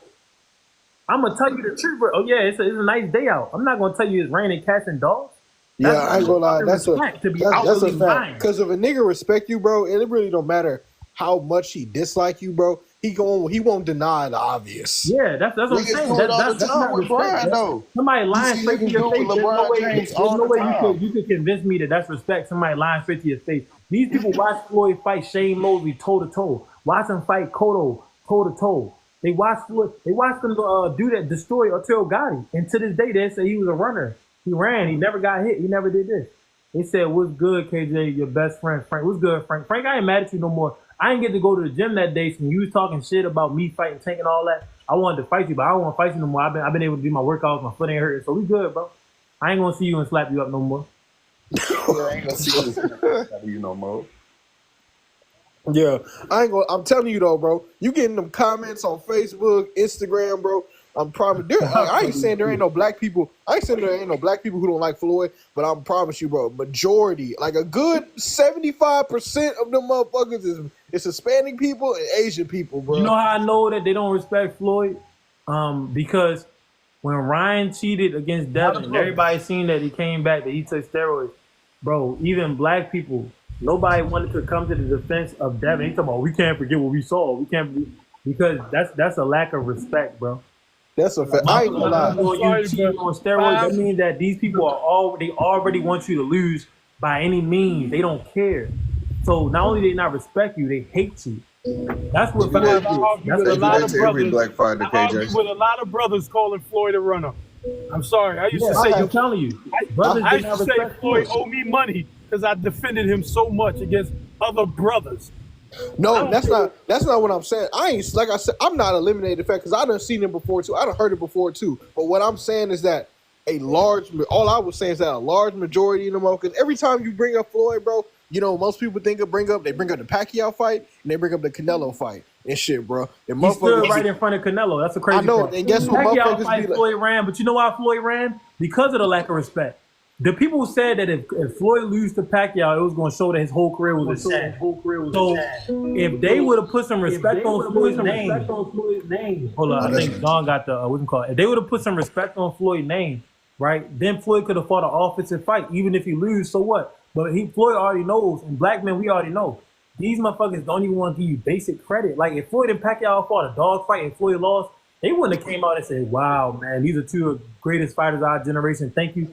All they would have talked about is how we told you Floyd was running. He was just why he was ducking Pacquiao. His whole career ain't shit. Da, da, da. That's why boxing is where it's at, because of the racism. I ain't gonna lie, bro. I ain't gonna lie. I feel like it really, like me personally, bro. I just feel like it's a casuals game. The casuals, you know, they make up a large. They never forgave us when Floyd beat fucking Canelo's ass. I went on TikTok and it was black men that are reacting to every time they turn on TikTok. It's a black woman talking about some bad shit about black men. Right. a lot of these different demographics, whether it's women, Asians, whites, Africans, they have a negative look towards brothers to the point where it's vitriol. They just sit around thinking about, I'm talking about on their own day, they by themselves in the room thinking about a black man that they don't like, a black man that they talking about it, they texting about it. So these motherfuckers, when they see a Floyd, a Devin, a Tank, a Shakur, when they see them in a certain light, they are not happy. They're not going to be able to give these brothers their props. They're not going to ever be able to talk about how great of fighters these men are, because deep down in their spirit, the black man just irks their spirit, bro. They can't stand to be around us. The reason why is because we represent the righteous. So when you see a person just always talking about black men this, black men that, a lot of these people, they got demons on them. That's just really what it is. And so to see the black man who was created in the image of the Lord, that shit pisses that demon off inside of them. And they want to run where? They want to run to the opposite. Who's the opposite? We know who the opposite is. We know who tax the whole world and tell the whole world you got to pay for water. You got to pay for air out with this motherfucker. We know who the devil is, but that's who people feel comfortable around. You know what I mean? So a lot of these people, they never gonna be able to give a black man his props ever, because spiritually they got demons on them. I'm trying to respond to some motherfucker in the comments, bro. I hate when niggas say the sport is where it is because of Floyd, bro. Yeah, people always be talking about the O and shit, bro. That's partially true though, because listen. You know why I don't think it's true, bro? Because listen, it's partially true. But go ahead, I'm gonna let you go. I don't think it's true, bro, because we got motherfuckers like Devin, we got motherfuckers like Shakur, we got like other fight. We got so many fighters, bro, who really is out here fighting top guys, bro. Like, you know what I mean? There's a lot of niggas. There's a lot of Mayweather is the reason why Tank moving how he moving.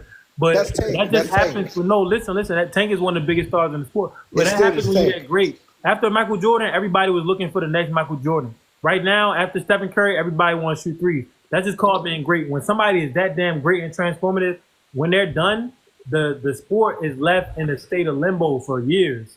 That's how it goes. Like, to be honest, the NBA hasn't bounced back since Jordan. LeBron had to come in and patch that up, but now that LeBron old, the NBA is going down again. And Stephen Curry made it worse with the proliferation of all of them, the three-point shooting. What's his name? A lot of times, people have to understand life is cyclical, and life is like a damn a stock market chart. People, you think that it's just gonna keep going up like this? No, that motherfucker, that's life. So it's gonna be time periods where boxing is all the way up here, and time periods where boxing is all the way down here, bro. That's just how it goes. Floyd gave boxing such a great boon that now boxing has to go down and has to go back to that bust. You can't. I ain't gonna lie. Me personally, bro, I feel like you can't. I feel like though that's like motherfuckers like that though. When you talk about motherfuckers like Floyd, motherfuckers like Jordan, Braun, all that shit, bro. Them like it's like different, bro, because them type of niggas, bro, are dead ass 1 in a million. They're fucking Braun not one. Braun on roids, but man, yeah, Jordan I ain't about to get into that whole Jordan conversation Floyd, with you, KJ. Jordan and Floyd, yeah, I feel you. All I'm saying is that, bro, them motherfuckers is like they are 1 in a fucking million, bro. Yes. Like, you're not about to like. You don't just like when you don't a motherfucker like that don't retire and then you expect to get a motherfucker like that 5-10 years later and shit, bro. Them but you never get anybody like that. Braun is still 1 in a million. He used the roids to last long. Braun is great. Don't get me wrong, but without the roids, Braun would have been done around the same time that Burrow was done. And after the Miami Heat season, Braun's body was fucked up. He had to get on. He had to get back on that. Man, we keep it in boxing. I'm not even about to get into all that. Nah, I don't agree with that one. I think he got on that shit in LA. He got on that shit in LA. A man who's relying primarily on athleticism without the roids, he his 16th year. Around his 16th year, he would have been done. Not 11. Okay, I'll give you that. The same time around where D-Wade that's my point though. Like motherfucker, like Tank Canelo, bro. Like you ain't about to get it. You probably would. It probably would be 150 years. To me, Tank is not nothing that we never seen before. To be honest with you. No, I think that too. Real talk, bro. Like, in fact, we've seen Tank. You know what? Tank is something we never seen. I never seen a motherfucker that didn't want to fight with that much talent. So yeah, you're right. Tank generational. Well, all I'm saying is that boy's a standout. I ain't never seen Shane Mosley had less gifts than Tank, and Shane would fight anybody. 50-0, and the people say 50-0 is crazy. Like the dude say 50-0 is crazy, bro. And then also people be talking about how like Floyd made it to where like motherfuckers is more worried about money and shit like that now, bro. Floyd, I ain't gonna lie, Floyd ain't slick, bro. Because Floyd would tell niggas like Tank, "Oh, money over your legacy," but nigga, you beat the most world champions. You beat the most world champions out of everyone. Bro, it ain't Tank fault boxing is down bad, bro. Y'all keep He's right. No, it's more of the promotional side too. No. It is. When you are the boxing is carried like the NBA. It's carried by the stars. That's how it's always going to be. So it's a sport that works from the top on down. If you are one of the biggest names in boxing, in order to keep the sport alive, in order to keep the sport thriving, you have to fight the best. That's it. Imagine if Marvin Hagler, the 80s is what? Hagler, Hearns, Benitez, Duran, all of them dudes fight. Leonard, all them guys are fighting each other. That's what the 80s are remembered for. Everybody remembers. Yeah. Damn, bro. That was the four kings because they fought. If they don't fight, then all the other fights, nobody will even be paying attention to boxing. They made boxing. Yeah, but all these belts and sanctions and promotions don't put anything in act to like force these guys to fight. It's really their choice. Everybody in their household knew who Sugar Ray Leonard was. Name another fighter in Tank weight class fighting other people. I'll wait. Huh? Devin Haney fought Loma. T.O. fought Loma. Devin Haney and T.O. is at 140 right now. No. They were in Tank's weight class. Those are lightweight fights that they fought in. So no, bro, it's nothing. And Shakur's tried to fight everybody. Everybody ducked him. Tank is the biggest name in boxing. When you have the biggest name, or one of the biggest names, by him and Canelo. When you have the biggest names in boxing, not fighting the big fights, it ruins the sport. Plain and simple. There's nothing. No way around bro. Tank, bro. Devin Haney was the undisputed fucking champion at 35 and shit, bro. This nigga still wasn't bigger than Tank. He was the undisputed fucking champion. Nigga had all. So guess what? Like people say like, oh, all these other guys they fighting, nigga. It don't matter who you fight. It don't matter who Tank fight. He is the A side regardless of who you fight. And fuck them other dudes. You want boxing to be good? You really want to save boxing? Canelo supposed to be fighting Bud. Don't fight Bud. Fight Benavidez. Tank fight Shakur. Win tomorrow. You know what I mean? Ain't no. This is basic. This is not no rocket science. What's going on with the sport of boxing? What's going on? The most popular fighters of a high skill level have to fight each other. These aren't even. We're assuming these are going to be great fights. We don't even know because styles make fights. Sometimes a dude that nobody even knows, like a Lamar Rhodes, he could put Tank on the ropes. We don't know. But in order for the sport to really truly thrive, the guys of a high skill level and also of a certain popularity, they have to fight each other. That's it. And they have to fight each other multiple times. It's not rocket science. That's it. That's how you make a big fight. Stars have to collide. What happens when two stars crash into each other? You know what I mean? Goddamn Big Bang. When all them niggas was at 135 and shit, bro, all them niggas could have gotten in, bro. Like real talk, bro. But you know what? And I ain't gonna blame the business. I ain't gonna say none of that shit, bro. It was simple the fact that all these niggas was having second thoughts about each other.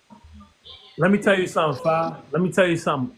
Errol Spence is one of the realest ones of the entire era. Errol told Al Heyman, he told Floyd, he told anybody that had an ear, I'm not gonna fight nobody until you give me Terrence Crawford. That's a fact. Fuck your plans. I got my own plans. I'm the man. I'm the product. I'm the actual athlete that gets in the ring. So you can't even make plans if I don't step up out of my throne and go out there and go to war. And this nigga is the campaign James, that I want to run. I want to run the Terrence Crawford campaign. This nigga Derek James. At any point, Tank Davis could have did that at any point. Canelo could have did that with Benavidez at any point. They didn't do it. So that's why you ain't hard on Bud about fighting Boots then, bro? What? Why you ain't hard on bro? Just like you hard on Tank and Canelo, be hard on Bud, bro. Nina. First off, who the fuck is Boots Ennis? Parents gave us. I'm being dead serious. Boots Ennis fought Roman Villa and did the Matrix. Now we want to act like he's somebody. Boots Ennis don't even want to get a microphone and market his own fights. So he's not no fucking body, bro. If it wasn't for this racist ass country, I'd already had 1 million followers just because I'm willing to get on here and talk to the fans. Boots don't even want to talk to the fans. He said the white man can talk for me. I don't want to hear about no Boots Ennis. He gave us the fight that we wanted, the mega fight. He gave it to us. He gave us the fight. Him and Errol, they gave us the fight that we wanted. And it was one of the most memorable events of all time. Nobody has never seen no. And I'm gonna be real. And okay, why he ain't gonna fight the undisputed Charlo then? Tank ain't give us a damn thing. So what you why mean? Why he gonna fight the undisputed Charlo then? KJ He got taken the witness protection program. He said you disrespectful towards Boots is crazy. I don't give a fuck about no Boots. I don't give a damn. Boots look bad in both his last fights, bro. Fuck that. I don't care about I'm gonna keep it real, bro. When it comes to Boots and shit, bro, I'm gonna say this, bro. Real talk, I feel like even that shit kind of be a little issue that too, man bro. 2 fights at 54, he ain't won them. No, bro. I'm talking about this, bro. Fight. That's not the. But I'm just saying, he born for the sport, bro. He just whack. Bro, nah, I ain't even. Bro, we ain't saying you wrong. We ain't saying you wrong. No. But you gotta hold Canelo and Tank to these higher standards. You gotta hold the other fighters to these. Bro, yes, bro. Canelo, listen. Oh God, cause y'all blaming them too. Y'all blaming them too, bro. They the two biggest names in the sport. What you talking about? Nah, but I actually take it easy on Tank a brother, so I don't even really get on how I'm supposed to get on the. But Canelo skin. So I'm gonna tell you how I feel. I'm gonna tell you the motherfucker that never fought nobody. That shit is weird. Thank you. I don't understand it, but I'm gonna tell y'all straight up. Canelo really Canelo hold, and I'm gonna tell you why he Canelo hold. You're making 700,000 pay-per-view fighting nobody.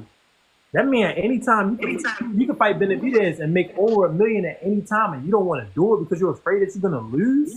And KJ, so you don't feel like he ain't already did what he had to do, bro? He basically like the LeBron of boxing. Who he already gave you all he can give you.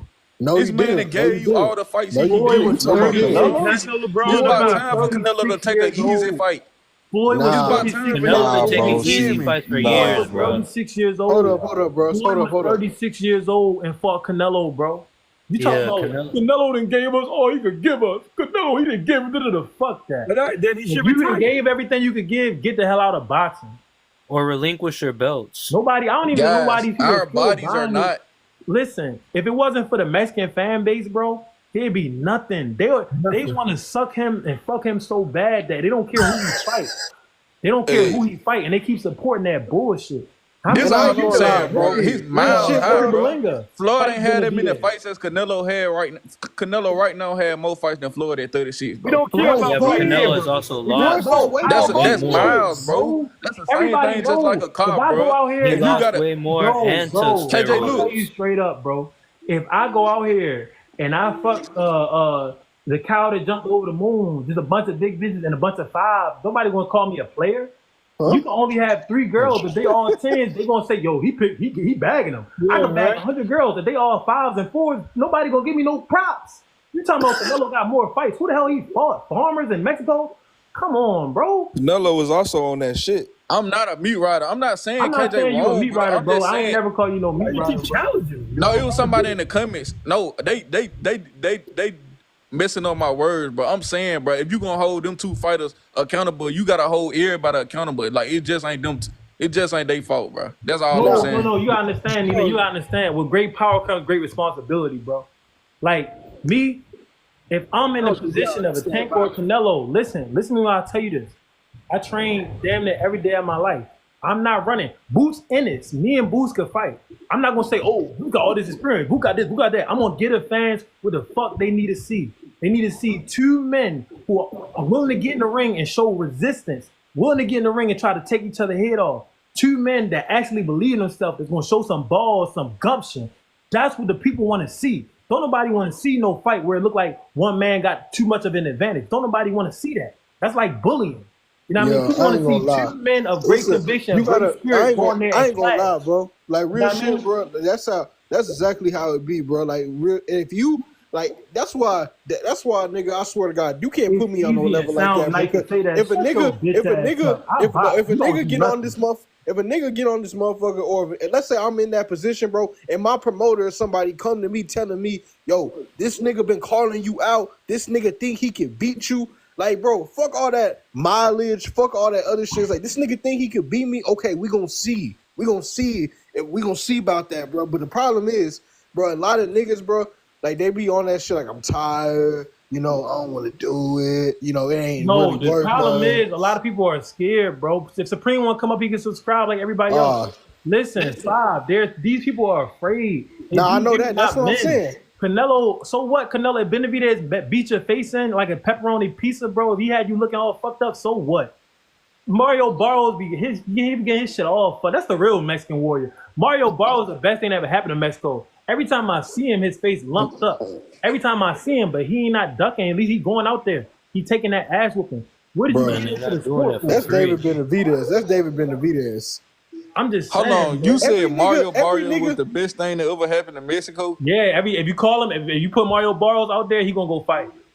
I don't respect fighters that's not gonna go fight. I'm sorry, I don't care. I'm talking about Benavidez didn't do shit. He didn't accomplish shit. Like no, Benavidez. I'm talking about. Look. Yeah, Benavidez above Barrios. I was talking about in comparison to Canelo. I put Barrios above Canelo, not legacy. I'm talking about sentiment. Like Barrios, I got more respect for him as a man. Right now, if you call Barrios' name, he's gonna come to fight because he's still an active fighter. If you call Canelo's name, Canelo gonna say, "Well, who you got for me to fight?" No, I don't want to fight him. Benavidez, no. Huh? Who? No. No, I don't know. I don't want to fight him. No. What's the name? David Benavidez, bro. I don't respect every nigga who done ever said some shit about David Benavidez, bro, he done got. What's the name? Caleb Plant was talking shit about David Benavidez. He got in the ring with him. David Morrell been talking shit about David Benavidez. He got in the ring with him, bro. Every nigga who done ever mentioned David Benavidez, he get in the ring with. Thank you. That shit, bro. And I'm gonna tell you something else. I respect Lamont Roach. Lamont Roach know that he going up against a great fighter and he's smaller and he's still gonna fight. You know what I mean? Why is it that certain dudes like Canelo, okay, you about to go up against somebody that may be better than you, but that don't mean that he's gonna beat you. You never beat nobody that was better than you. You know what I mean? You ain't never get out there and compete and you saw, okay, this motherfucker a little bit faster than me. But I don't mean I'm gonna lose. This dude hit harder than me. That don't mean that I have to lose, bro.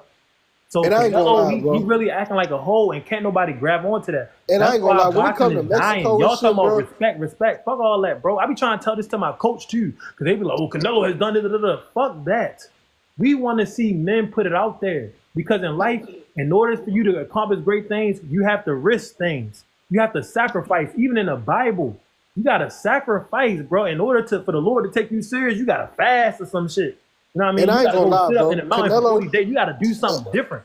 And I ain't gonna lie, bro. Canelo one of them niggas and shit, bro. At this point in his career, bro, I ain't gonna lie, because motherfuckers the Mexican fan base and everyone gonna support him regardless, bro. So let's say this nigga got in there with David Benavidez, bro, and he lost, and then he was like, "I'm gonna retire, nigga."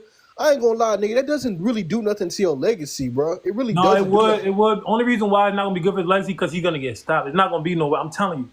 Even if bro, I'm telling you right now, bro. Listen, you know what it's gonna be, bro. You don't believe that yourself, man. I'm telling you right now. No, listen. That.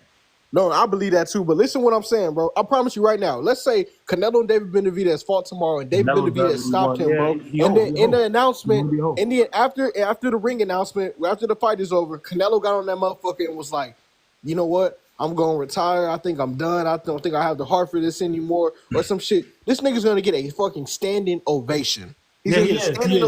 He's gonna get, and then people are gonna still regard like, "Yo, you are one of the greatest Mexican fighters ever." He's gonna go. He is one of the greatest Mexican fighters ever. You can't take it from him.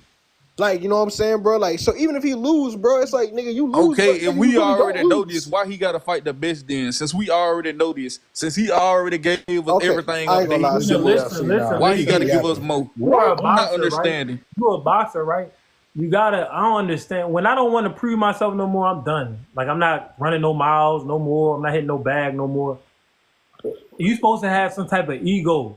Not even just as a man, you're supposed to have some type of ego. Like, me and you go to the court right now, I don't believe you could beat me. I don't even play basketball on a regular, but mentally, I don't believe that you could beat me, bro. You know what I mean? You're supposed to have some type of ego as a man, some type of swag, some type of self-belief about you.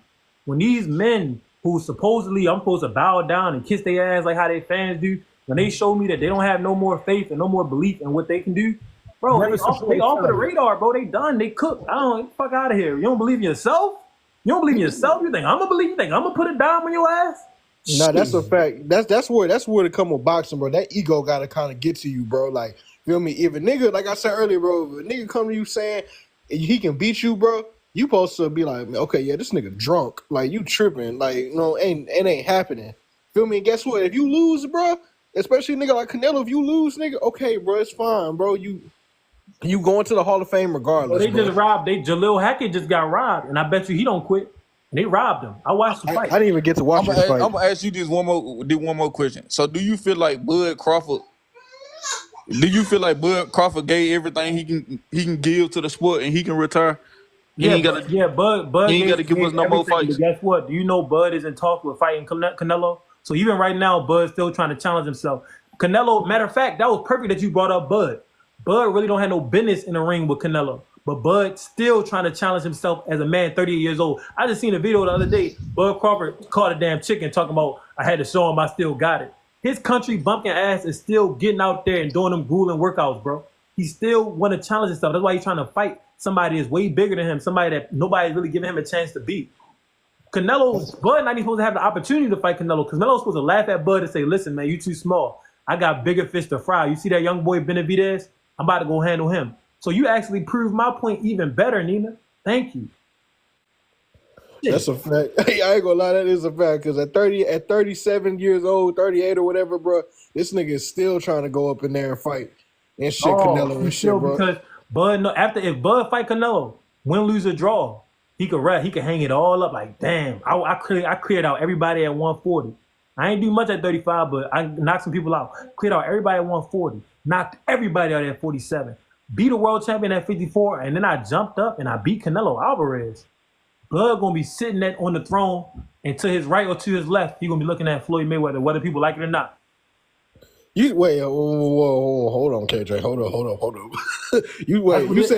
You said if he lose, he goes sit next to Floyd? If he lose, you can't. He looking, but if he lose, if he jump up and beat Canelo, he would be sitting on that throne. I don't think so. I don't even think. I feel like that's a stretch, bro. I feel like that's a stretch. They're gonna be co-kings, Floyd and I feel like that's a stretch, bro. I feel like that's some people feel like Bud older ain't fought nobody like older Bud. than Canelo, bro. Yeah, I know. Still, I feel like even still that's a stretch, bro. Because I told this to Brandon, bro. Brandon was like, "What if he go in there and he stop him?" I said, "Bro, if he goes in there and stop him, bro, I'll say that's a fucking amazing accomplishment. Trust me, bro. When you go look in that fucking resume, bro, and you see Canelo Alvarez and fucking Earl Spence, bro, and then you look at Floyd's resume, you see Miguel Cotto, Oscar De La Hoya, and Canelo.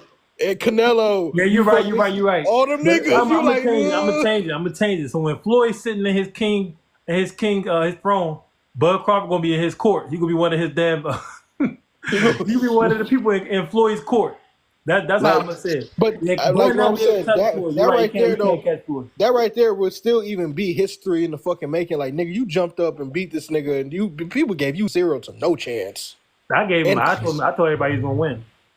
I feel like he could win too, bro. I feel like I don't think it's as one sided as motherfuckers think. Dude, stop gassing that up, bro. He gonna get knocked out, dude. Come on now, be realistic. Canelo doesn't beat Benavidez or Bud. You're not beating nobody with slow feet, Nina. It's not happening. Benavidez might win. He's gonna need a 6 month. Bud too small. Hey, Supreme, thanks, man. People be telling me about you too, man. I heard that. I heard that before you kick people off. That nigga don't know shit. That nigga don't know shit. You do a crazy laugh, yo. That nigga don't know shit. That nigga don't know shit. Speaking of Canelo, though, man, look, I appreciate all the boxing consecrated. That boy's gonna need a long ass camp. Man, KJ, fuck that. That camp for that fight's gonna be half a year at least. Half a year? Jesus Christ. Yeah. No, you can't train for a half a year and all that. Usyk said he trained for 9 months to whoop Tyson. But I feel like no. Okay, yeah, you can train, but what I'm saying is that it ain't high intensity training. You just like a small part of it is you staying in the gym, staying active and going and keeping your body right. The whole thing is this. I don't know if you train 3 months, 6 months, 9 months, your body's gonna start to break. So when a man puts through that shit is it's a whole different animal. And then you still gotta train hard when it's time to do the real camp. So what people do, like Marciano, he used to go to camp before camp and have pre-camp. So if somebody say I trained 6 months and 9 months, that means they had a bunch of pre-camps over and over and over and put their body through that punishment for a elongated period of time. That shit is hard to do, bro. That's hard. Mentally it's hard. I stay in the gym year round and shit. Like if I got a fight come, I know every time I had like a national coming up or some shit, bro.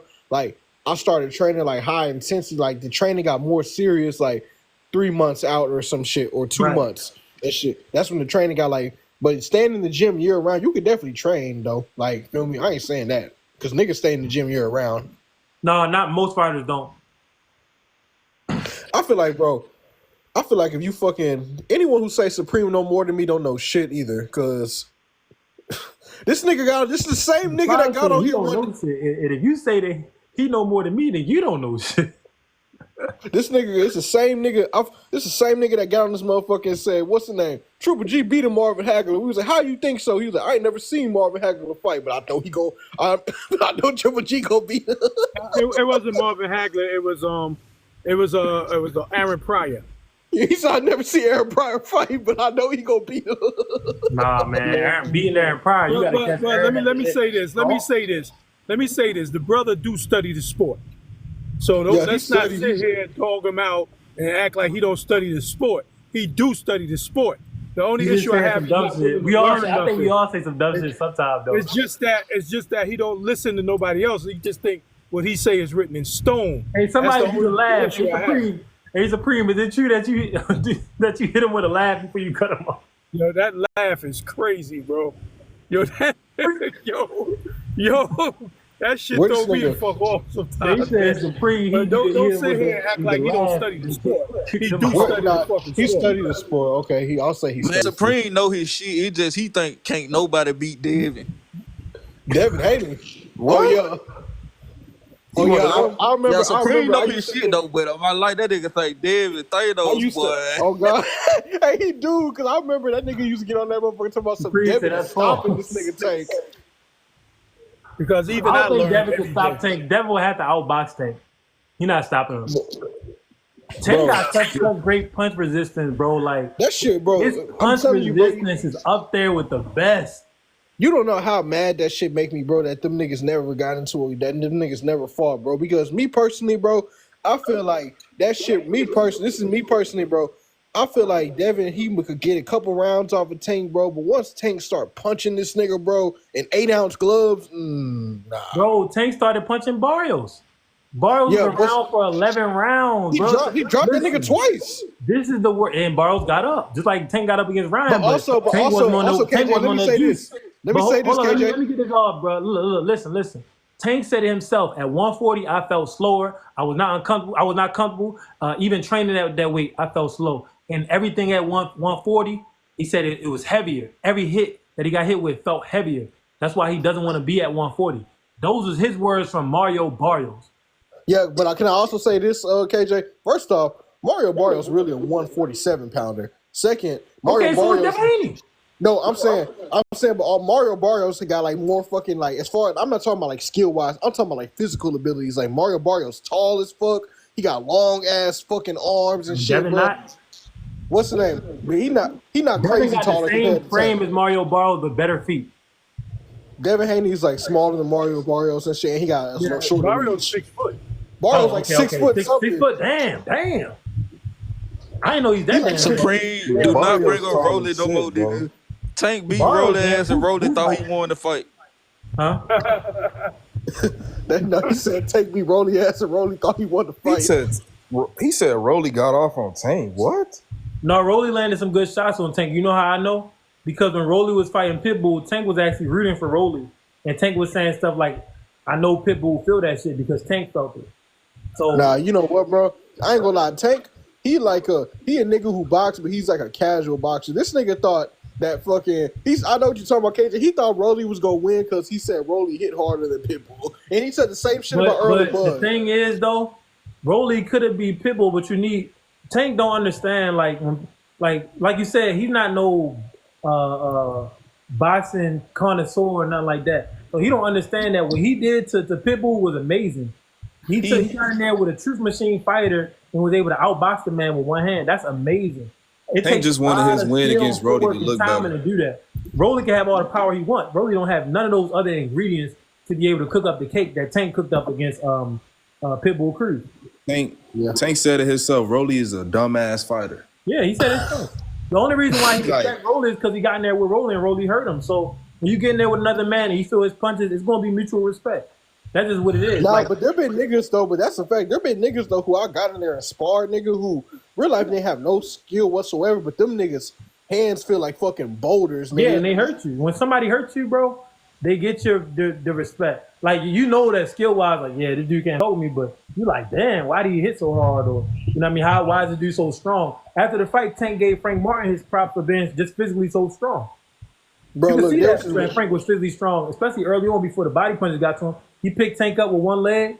That's a move Ray Robinson used to do. If you got him in a certain position, he'd pick up that one leg and he walked Tank over to the rope. Bro, I sparred this one kid, bro. I was like 18 at the time. This kid was probably about like 16 or whatever, bro. He was a 135 pounder, nigga. I was like 168 pounds at this time, bro. And we were sparring. He had some skills too, though. But he fucking hit me, and I was like, bro, this little ass nigga. You know why though, Five? It's because of the speed. I hate sparring. I do not like sparring them lightweights and them 140s because of the speed, bro. Like, them light dudes, they hit you, it can be accurate, and it's really, really fast. So it hurt, and it's annoying. It's like, oh, my God. Usually when I'm sparring somebody close to like 47, 54, 60, I'm faster than them. Or, you know, it's close. But them lightweights, if they come in there, they true athletes, they're going to be faster than you. That's where the punches feel kind of funny. It's like, damn, I ain't see that one. Yeah, bro, that little ass nigga and shit, bro. Fucking hit me with a body shot. The hardest hits I've been hit by have been fucking Roach and this white boy named Joy, and Joy fight at like 140.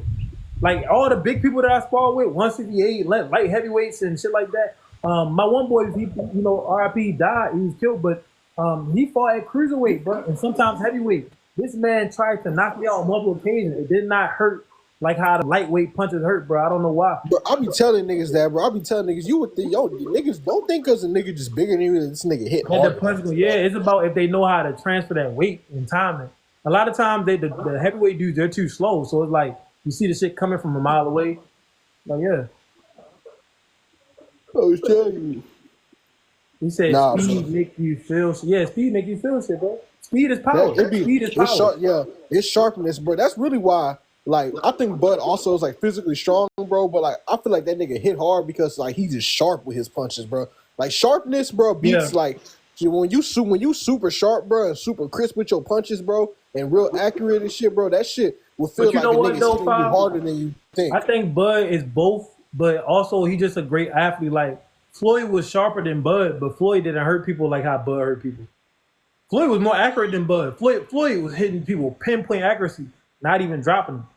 So bro, Bud said, I think I hit harder than Floyd. I think I agree with Bud. And I think Bud is a better, more raw athlete. I think Bud is more powerful. He could generate more power than Floyd ever could. That's because Blood is like a badass kid, bro. But I know Bud used to run outside with bro. It's the weightlifting. Hey, look, don't let Vandal hear that shit. You know what I mean? Yeah, don't let one Vandal. Hey, don't let one Vandal hear that shit. What I tell y'all niggas. But seriously, what Bud got when they started doing the deadlifts, because he wasn't always doing that. I was reading about it, and Bud, the dude said he developed Bud's hamstrings and back and all that. And that's why Don mentioned this, and I was thinking about that, but I forgot what the argument was. But Don told somebody that Bud got better as his career progressed. I think a big part of it was him being true to his regimen and growing, and getting stronger and stronger. Yeah, he did like get better as his career, because like you watch him when he fought Gamboa, you could already see the skill level and shit, bro. But like when he started moving up to like 147 and shit, bro, and was just like making niggas look silly and shit, bro. Now 47 actually, you know, it's crazy, bro. If you want to see the most dominant Bud, go watch Bud fight Ricky Burns. When I went and watched I saw that shit in a Ricky Burns fight, like he backflipping after the damn fight and all that, but the way that he was able to put pressure, constant pressure, like he could go nonstop with crazy combinations. It was good, Jaffe. He could take the punches, and I mean, defense was on point, footwork was on point. He ain't fight nobody like that in his last couple of years because he physically can't do that no more. He has to pay for that. After the Gamboa fight, everybody was saying he wasn't gonna make it because of his defense. The shaky chin. Yeah, when he move up, he gonna get hit too much. Bigger fighters, somebody gonna knock him out, and it never happened. Yep. Hey, look, bro, That's why I say T-Paul, people was good. That's why I say people you can't look at no one fight and say, oh. I learned a lot with that Bud shit. Like everybody is judging Bud just because we seen him get wobbled. But we never seen Errol even get dropped. And Errol was getting off the canvas multiple times. You know what I mean? So you can't just look at somebody even getting knocked down and say, oh man, they don't got no chin, or somebody getting wobbled, they don't got no chin. It's boxing. You know what I mean? bro, that's what I'll be trying to. You can't put so much stock into that. I be trying to tell Brandon little slow ass about that shit, bro. Because every time he bring up Brandon, he be like, what he got dropped? KJ. I'll be like, bro, Brandon, you know how many niggas? I said, bro, you can get dropped for some shit, bro, that you know damn well you shouldn't have got dropped from. Yeah, it happens. It's called a brain fart. You know what I mean? A dumb I said, bro, KJ, what's good, Jaffe? did you hear Tank Davis say he calling out Jake Paul next? I think that Tank just everything that Tank has been doing, and I gotta give Tank his credit. He a great salesman. Everything he's been doing has been strategic. People don't be trying to look at it like that because he tatted up and he's from the hood. But everything he's doing has been cliffhangers. He said after his fight, he's going to announce who he really fighting next. That's to get people to pay attention to the Lamar Roach shit anyway. Then he said they asked him about Shakur. Why? Why would I have to fight Shakur? Who's him? Who's that? So when you're doing stuff like that, that's getting people pressed to see the fight even more. He don't have no real intention of fighting Jake Paul, but if he would fight Jake, that's a big ass payday. So that's smart in and of itself. But everything that he's been doing has been all calculated. Everything he's been doing. I don't want to say that. I think that nigga. Hey, you know what I think? I think that nigga just be talking and that shit sounding good. Yeah, that's to get Jake fans to watch his fight. Yeah, that too. But Tank's smart, bro. Like there's a reason why, because he's not with Floyd no more. So everything that he's doing now is all him. And the way that he's marketing the fights is really good. I ain't gonna lie, bro. For real, like, cause a lot of the shit he be saying, bro. Sometimes, like, I feel like, I don't know, like, I ain't saying the nigga not smart or whatever, but I feel like a lot of times the niggas he'll say some shit, and then motherfuckers, cause it's Tank, motherfuckers will eat that shit up, bro. They be like, hell yeah, man. That boy is serious as a heart attack. Tank did knocked out damn near everybody he fought, so that boy is serious as a heart attack. Yeah, proven commodity. People want to get behind somebody like that. So yeah, I mean, honestly though, I think it's a perfect fight for Tank because Tank is really the Jake Paul of boxing, and Jake Paul is like the entertainment boxing. So it's like 2 to 2 coming together. It's gonna be huge. It's like two fake fighters fighting. Don't do that shit. Don't do that shit. A lot of money. Tank he gonna make a lot of money, bro. But don't put that nigga in there, bro, with him. Man, Tank gonna follow the script like everybody else. Yeah, Tank is. You think he gonna let that nigga beat him? Yeah. Tank gonna follow the script like everybody else. Y'all crazy. If you don't follow the script, you don't get the money. So essentially, you're just going out there for nothing. I ain't gonna lie. I be talking a lot of shit about this nigga, bro. I do not think that nigga is gonna fucking Jake Paul's gonna tell that nigga like take a dive or something. He gonna go with that shit. Check this out. A man who already told you that he don't even give a damn about legacy. He's only fighting for money. You think he would be above letting Jake Paul beat him? Netflix is an entertainment company. KJ, that's to a nigga who really box, not a nigga who fucking just be in this bitch playing. Bro, Mike Tyson really box.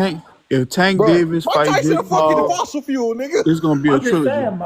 The Mike Tyson that was choreographed. That wasn't a regular fight. It was clear. Mike Tyson touched Jake early, and then after that, just stopped. I ain't gonna lie. I got different opinions. I don't think. Listen, I don't think that. I think Mike was tired in that shit as well. But I'm saying I could tell that it was scripted. I could tell the way Mike stopped. Even still, bro, listen, when it comes to Tank and shit, bro, and all them niggas Mike would have punched himself out and get knocked out or something. Because you gotta think about it, bro. All these niggas who follow suit, bro, listen, all these niggas who follow suit ain't real active boxers and shit who winning world championships and beating niggas and shit, bro. Tank and shit, bro, like I said, I talk a lot of shit about this nigga. I don't think he's gonna allow himself to be the first real fucking fighter other than fucking Tommy Fury, who was ranked number whatever. Tommy Fury and fucking get in there and be like, okay, I don't beat you. KJ, I beat all these niggas. You think I'm about to Devin let the YouTube nigga knock me out? Hold on, I gotta go get my charger, but bro, listen. At 140, Devin, can't nobody on the screen beat Devin, bro. And your boy Shakur is up there. The only way they could beat him if they got a rehydration clause. I think it's all right, KJ. You could have just asked me to go. You didn't even have to go there. Hey, who the biggest threat at 140 though? For Devin. That ain't funny as fuck. Hey, at 140, the biggest threat is Devin Haney. Can't none of these dudes beat him at 140. I've been told y'all this. Yeah, if you So been what's the saying next that, big then fight for Haney? He got to you go to called it 47. because I was thinking about it. I'm like, damn, Tank already said how he feel about 140. Core really a smaller dude. The way Devin did Regis was tragic. Richard Hitchens don't let his hands go. Teofimo can't fight anybody if they know how to box going to the left, to the right, and backwards. And Sabril Matias, if you move around, he's going to struggle. So Haney has the footwork and the size to beat all these dudes at 40. But it's only going to come down to, is it a 10-pound rehydration clause, and is Haney going to stay in shape year round so that he's not draining himself? That one gonna be hard for him. Yeah, that's what's really going. Yeah. He said, what about Keyshawn? Keyshawn at 35. But Keyshawn probably would give Devin problems at 40 because Keyshawn's so aggressive. I like Keyshawn. Like, he got a lot. He can fight in different directions. He got power in both hands, and he's willing to throw his hands. Every fight, he's willing to throw his hands. That's why Tank said he's looking better than Shakur. Man, Keyshawn got to take a fight that we don't think he can win yet for us to, you feel me, solidify him. He tried to fight Tank, so hey, there you go. I'm gonna be right back. I gotta go get my phone charger, man. Why the question always got to end up with Tank, bro? That's crazy.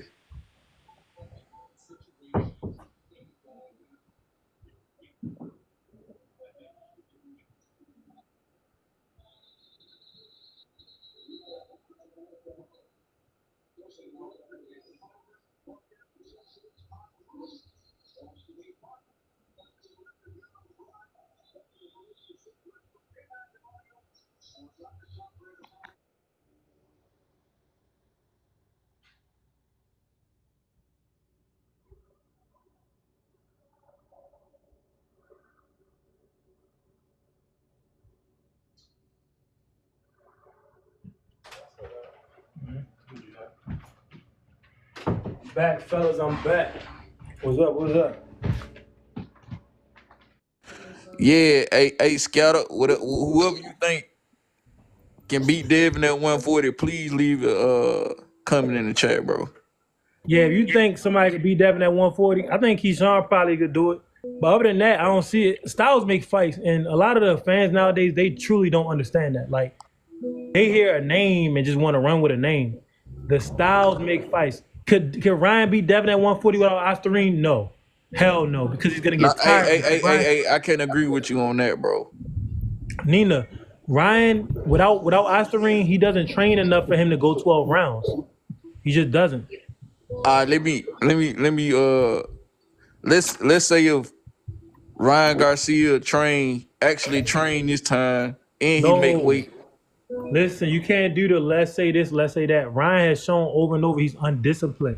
Ryan mess with girls. Ryan's drinks and he's playing with the white girl, playing in the snow. So he's never going to be disciplined. It's been for years. When he was with Eddie Reynoso, Canelo said that he doesn't work like how a champion should work. He's never going to be disciplined. That's his Achilles heel. If Ryan was disciplined, he would have been a champion already. The boy is 5'10". He was 5'10", fighting that lightweight with crazy power. You know what I mean? Long arms, great speed. If he was disciplined, he'd be one of the faces of boxing in a real way, not just in a popularity way. He's not disciplined, so no, he ain't he going. What if he? I'm talking about what he got inside the ring, bro. What he coming with inside the ring? Because I done seen this man adjust in a fight, bro. He coming with Osterine inside the ring. All right, that's your opinion, bro. No, that's a fact. That's an objective fact. He's coming with Osterine. He tested positive for Osterine. Even if he did test positive, even if he did have Osterine in his system, do you think that he finna do Hey, it request again? to come up here, Showtime.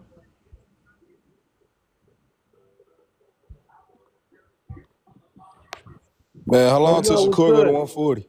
Yo. Never. 3 years. What we talking about? When Devin go to 147?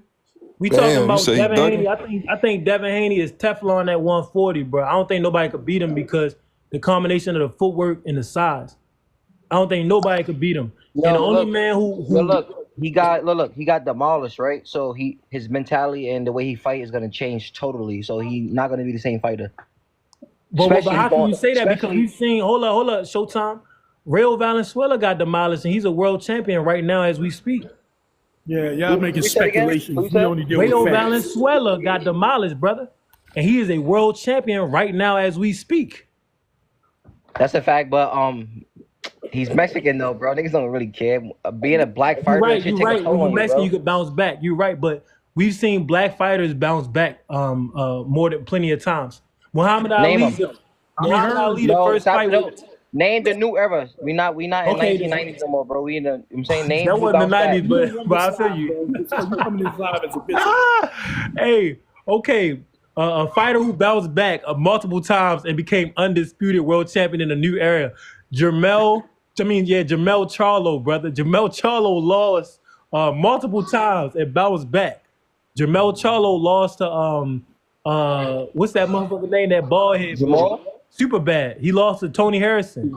No, not Jamal. Jamel, the younger brother. Jamal, he lost to Tony Super Bad Harrison. Came back, knocked him out. That was once. No. He really lost. He had a draw. They gave him a gift draw against the little where that motherfucker from? I can't think of his name. Nah, but look. He didn't you know what I'm talking about, though. Look, Devin's situation is much different. Devin really got like embarrassed badly. So who bounced back that got the same treatment as Devin did? Who bounced back from that you know of? Exactly. You talking about a black fighter? Mentally, Devin might be fucked up too. I know he's fucked but up. we've seen fighters of other races He got do it. Like embarrassed. Manny Pacquiao been getting knocked out his whole career. Manny's Philippine, bro. He don't count. That nigga don't care. No, but Rakim, I can't. Yeah, but you know the black culture not going. Showtime said the modern era. He said the modern era. He got a point because it's social media. Things are different, bro. So this gonna be a testament to Devin Haney's spirit and to his mind. That's a good point, yo. Look, the new era is division, the 140 division right now. Since Richardson put on that great performance masterclass yesterday. Nah, it's yo, over. that shit was boring as hell. Everybody gonna be like, oh shit. Hitchens could box, but I don't know why he don't let his hands go. Why is that? Nobody got him into his back. Shakur the same thing, bro. No, Shakur the same thing. No. Nobody pushed him to get in that bag. Be applied to Hitchens. Yo, Showtime, you a fighter, bro. Every time I see you letting your hands go, I don't want to hear all that. Ain't nobody let him get in this bag. If you got a bag, pull some tricks out the goddamn bag. What the hell? Remember all this shit. But look. You don't allow nobody to let you do bro, shit. But remember, this is pros, bro. You can't really let your hands go on the pros like that. You don't get clipped. You gotta be smart. I understand, bro. But when you're in there and you have the physical advantages every time, Richard, look at the brother, bro. That brother tall and lanky, and he's fast. His coach had as soon as his coach got in his ass after the fourth round, he let his hands go and hit that man Peril like 4 or 5 times with a combination. As soon as his coach said something, why did it take 4 or 5 rounds?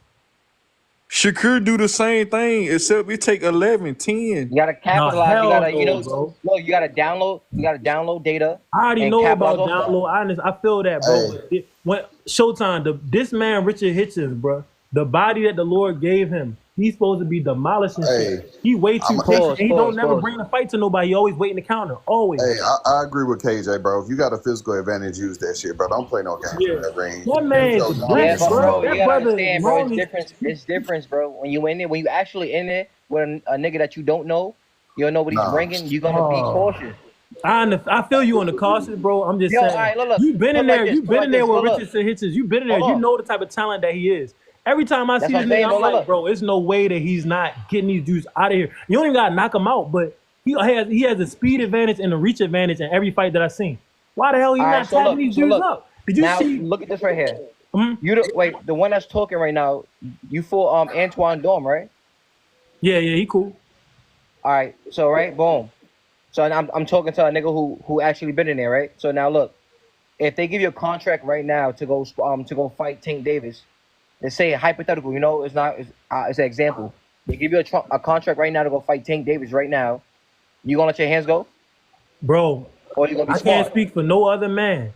No, I'm talking about you. No, listen, I'm gonna answer the question. I can't speak for no other man. If they send KJ a contract to fight anybody, I would rather die before I look at film and see that I'm not letting my hands go. Fuck, so I'm gonna get hurt. So I'm gonna get knocked out. That's listen. I watched the one of the main fighters. You know how you said this ain't the 90s and shit. I watched them old fights, bro. I look up to Muhammad Ali. The thing about Ali is no matter who knocked him down, no matter who he was in there with, he was going to let his hands go. He did it from the amateur. Can I say something, KJ? Till he retired. If you fight today and you look up to today's fighters, 9 times out of 10 you ain't gonna be shit. But if you look up to those fighters that y'all hate from the 90s, your career gonna be much better. Yo, I look up to one fighter, Adrian Broner, and look at me, I'm fucking different. Oh, I ain't seen no other fighter.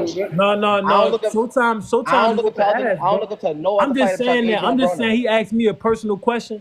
Showtime. Every fight I ever been in, I let my hands go. I spar with Lamar Roach. I let my hands go. I hit that brother, bro. Where like I don't. I'm sorry. I'm sorry. I don't give a fuck who in there. If I literally train for this shit, I don't care about dying in the ring, getting paralyzed, none of that, because that's what I signed up for.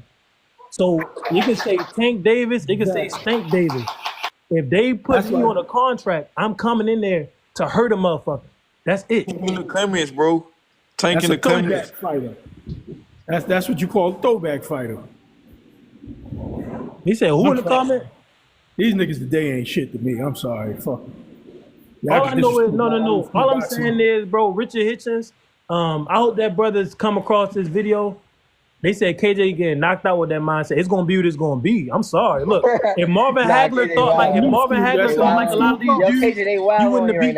If Marvin Hagler, that's a soft motherfucker that said that. If Marvin Hagler didn't have that mindset, if he had the mindset of a lot of people nowadays, he would have lost to Tommy Hearns. I don't go into fights, man. I might get knocked out. If the fight requires that you have to go crazy, sometimes you got to go crazy. The first round with Hagler Hearns, that was crazy. That was madness. But that's what needed to be done. Hagler's a much better boxer than that first round if you watch his other fights. But he sensed that, yo, I got to do something different because I'm in here with a different animal. I ain't never seen nobody attack Tank like that. He ain't fight no fighter like that. Rolly did. Rolly, but yeah, you're right. That's a fact. But Rolly ain't had a full gauntlet. Rolly ain't had a full gauntlet. Ryan did. Ryan tried to. You're right. Pitbull did. Who? Pitbull did.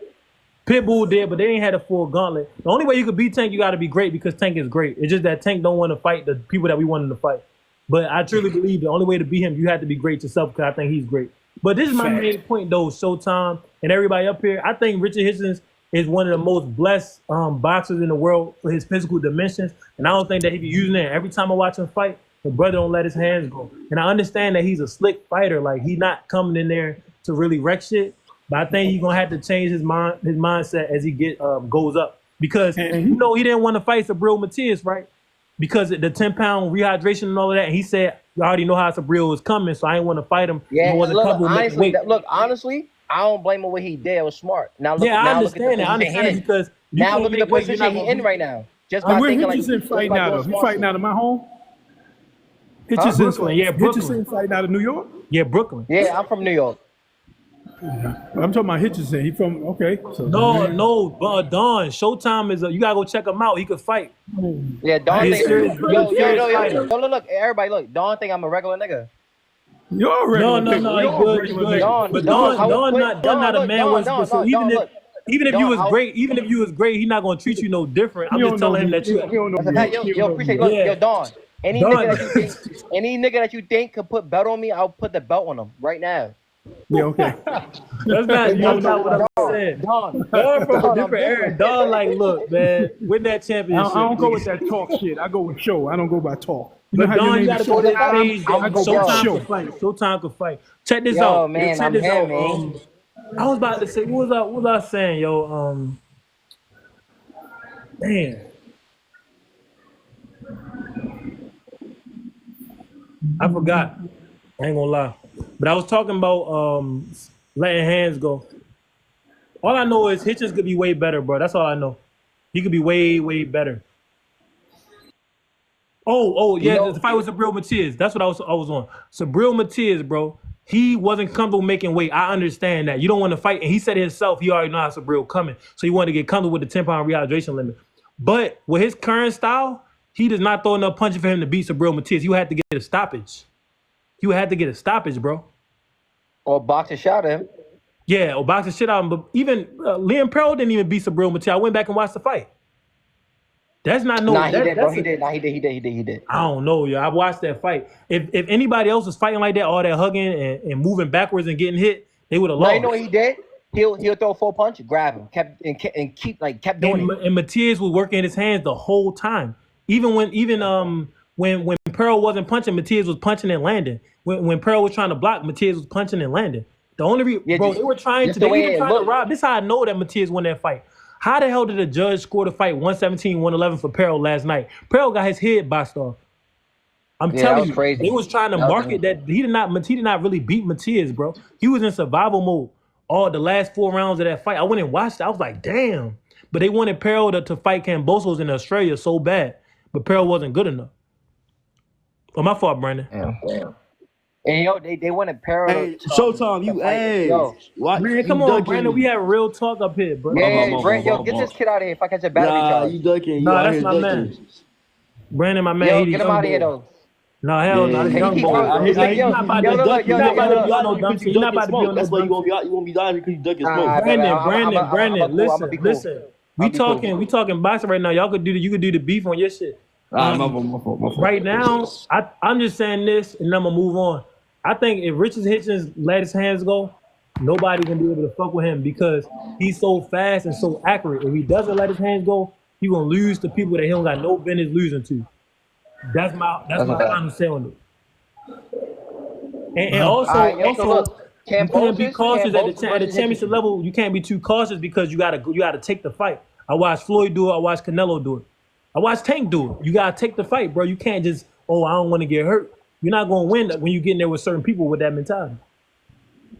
In fact, KJ, it's good. One question, bro, before I get up out of here.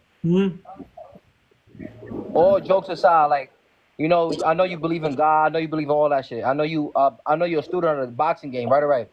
Yeah. All right, boom. So answer one question. Do you think just by watching me and watching your man's Brandon, he got me, or I'm stopping 20 seconds? Bro, I'm stopping you. Keep it up. Listen. I already told Brandon when it come to him calling out these dudes that are way more experienced. He gotta be ready for what comes Brandon, with it, right? You gotta have an open fight first. You gotta go fight for 3 minutes first. I already told him bro, that. I'm stopping you. Even though Brandon my boy, I don't lie to him because I don't lie to myself. You know what I mean? That's so I told Brandon. That's why I asked you. You 16, that's why I asked you. got a long you think time, he got it? You got If you so confident you can beat me, but Showtime, I also tell Brandon that the fact that he want to fight everybody and he believe he can beat everybody, that's the first step to being great. So at the end of the day, I like what Brandon doing, but he just got to do it smarter. And Dawn tell him too. So that is what it is. Well, but I could say this: the last video he damn sure improved. I'm just saying, if he can beat me, why not go do it right now? Why not do it right now? Listen. Yo, look, I beat you. I beat you. I'm not gonna stop and I'm gonna go to jail. I promise you. Yeah, okay. I hear you talking. KJ. Hey, all bro, you're a grown ass man, bro. Listen to all the followers gonna see you get embarrassed. I'm telling you, stop, bro. Stop. On live, knocked out. Yo, the clout is good, bro. The clout is good, but and then it comes to a point where you gotta really prove yourself, bro. So all that clout you work for, I'll prove myself by beating you in front of your followers. What it's for? I'll prove myself by beating you. Listen.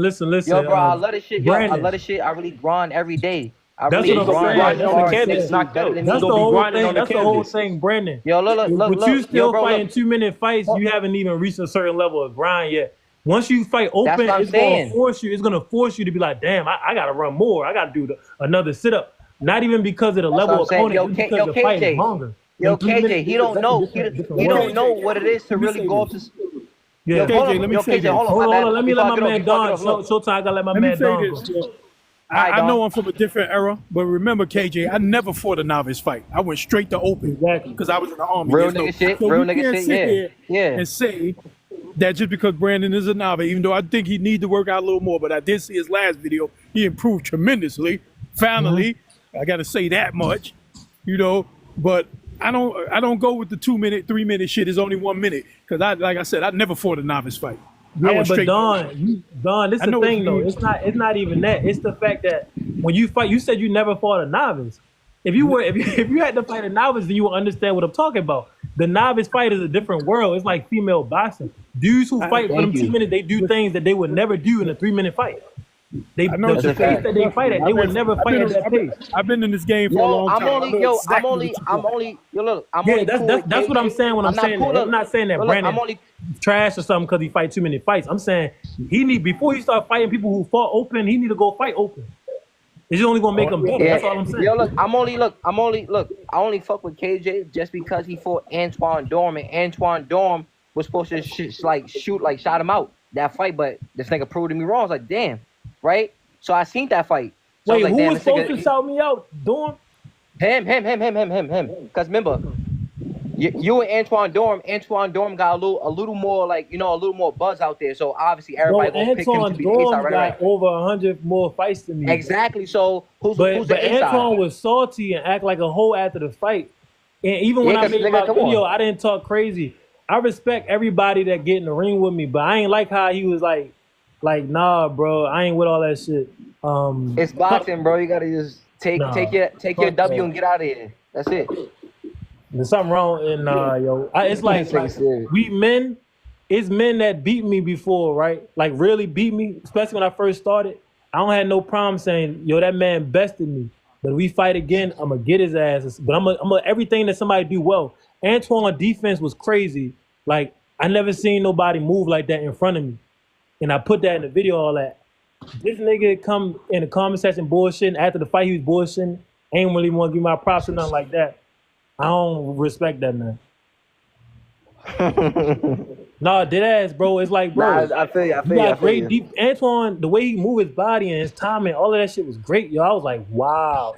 The reason he lost because his ass was out of shape. So instead of being a hoe about it, just go do your fucking road work. Do you know that I went on a 12-mile run a couple days before I fought you?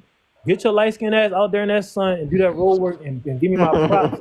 and if you would have beat me, I'd have gave you your props. I ain't make a video disrespecting that nigga. Everything he did, I never fought nobody that was that defensive. I seen it, bro. You gave props. People get comfortable with their accomplishment and thinking it's nothing else above. That's all that shit be. No, not me. I seen Richardson outshine this nigga yesterday. I did 6 miles right after that fight. Man. But like I said, man, this shit is level to this boxing shit, and I'm not even on level 1. I'm still on level 0. And that's the mentality we want you to take, Brandon. That's it. Like, cause this shit gonna get real. It should get real. Honestly, bro. Yeah, that's what I'm saying. I be watching boxing. Real. You know why I like watching boxing? I don't like watching people dominate. All that. I like to watching when them dudes be out there ready to get killed. That motivates me. Like, damn, this what this really is. Like when you see them dudes go out there and get folded. Like what happened to Anthony Joshua, what happened to Devin Haney, what happened to Errol Spence. Those are the fights that I watch because it's like, yo, if you don't really take this serious, that's gonna be you getting folded. You know what I mean? So that's why it's like you gotta. I take this shit serious every day. I know. I'm saying. I'm in the gym every day. I'm just telling you from my experience, brother. When after boxing for a couple years and jumping into them open fights against open fighters who been out there with 50 and 100 fights, I had to go back and adjust my regimen. Like my workout, I had to make everything harder. And even now, I'm still building on my regimen because after sparring Lamar Roach, I said, okay, he's more accurate than me. I want to be more accurate. You know what I mean? And also, I saw that he was breathing hard in the 4th round. So I said, damn, my legs was tired too. What if I wasn't even tired? Then I really could have did something. So all the time, you're always growing and growing and growing. So I'm saying instead of just being so gung-ho to go fight these people that got way more experience, you just go through the motions, go through the paces.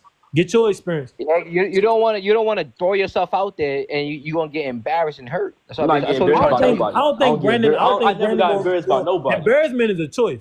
That's the thing a lot of people don't understand. Embarrassment, nobody gonna embarrass me. That's a choice. I will fuck everybody up. Nobody gonna. If you're embarrassed in boxing, I will you probably fuck need to find all a these new niggas. career. Nobody gonna embarrass me.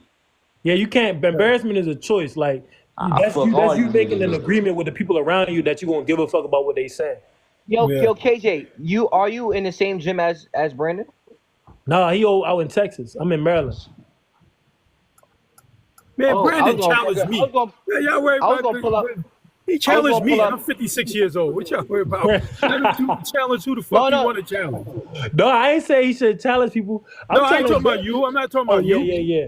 I'm telling Brad. I just told Brad to listen. Just wait, Brad. Continue for 2 miles. Get out there, get your experience up, and then go challenge. That's what I'm doing. I'm getting out there and getting my experience up. That is true, though. That is true. If anybody agree to fight you, go ahead and take it. The only person that agreed to fight me so far is Zay. Everybody don't want to fuck with me. Nobody don't want to fuck with. Nobody want the smoke.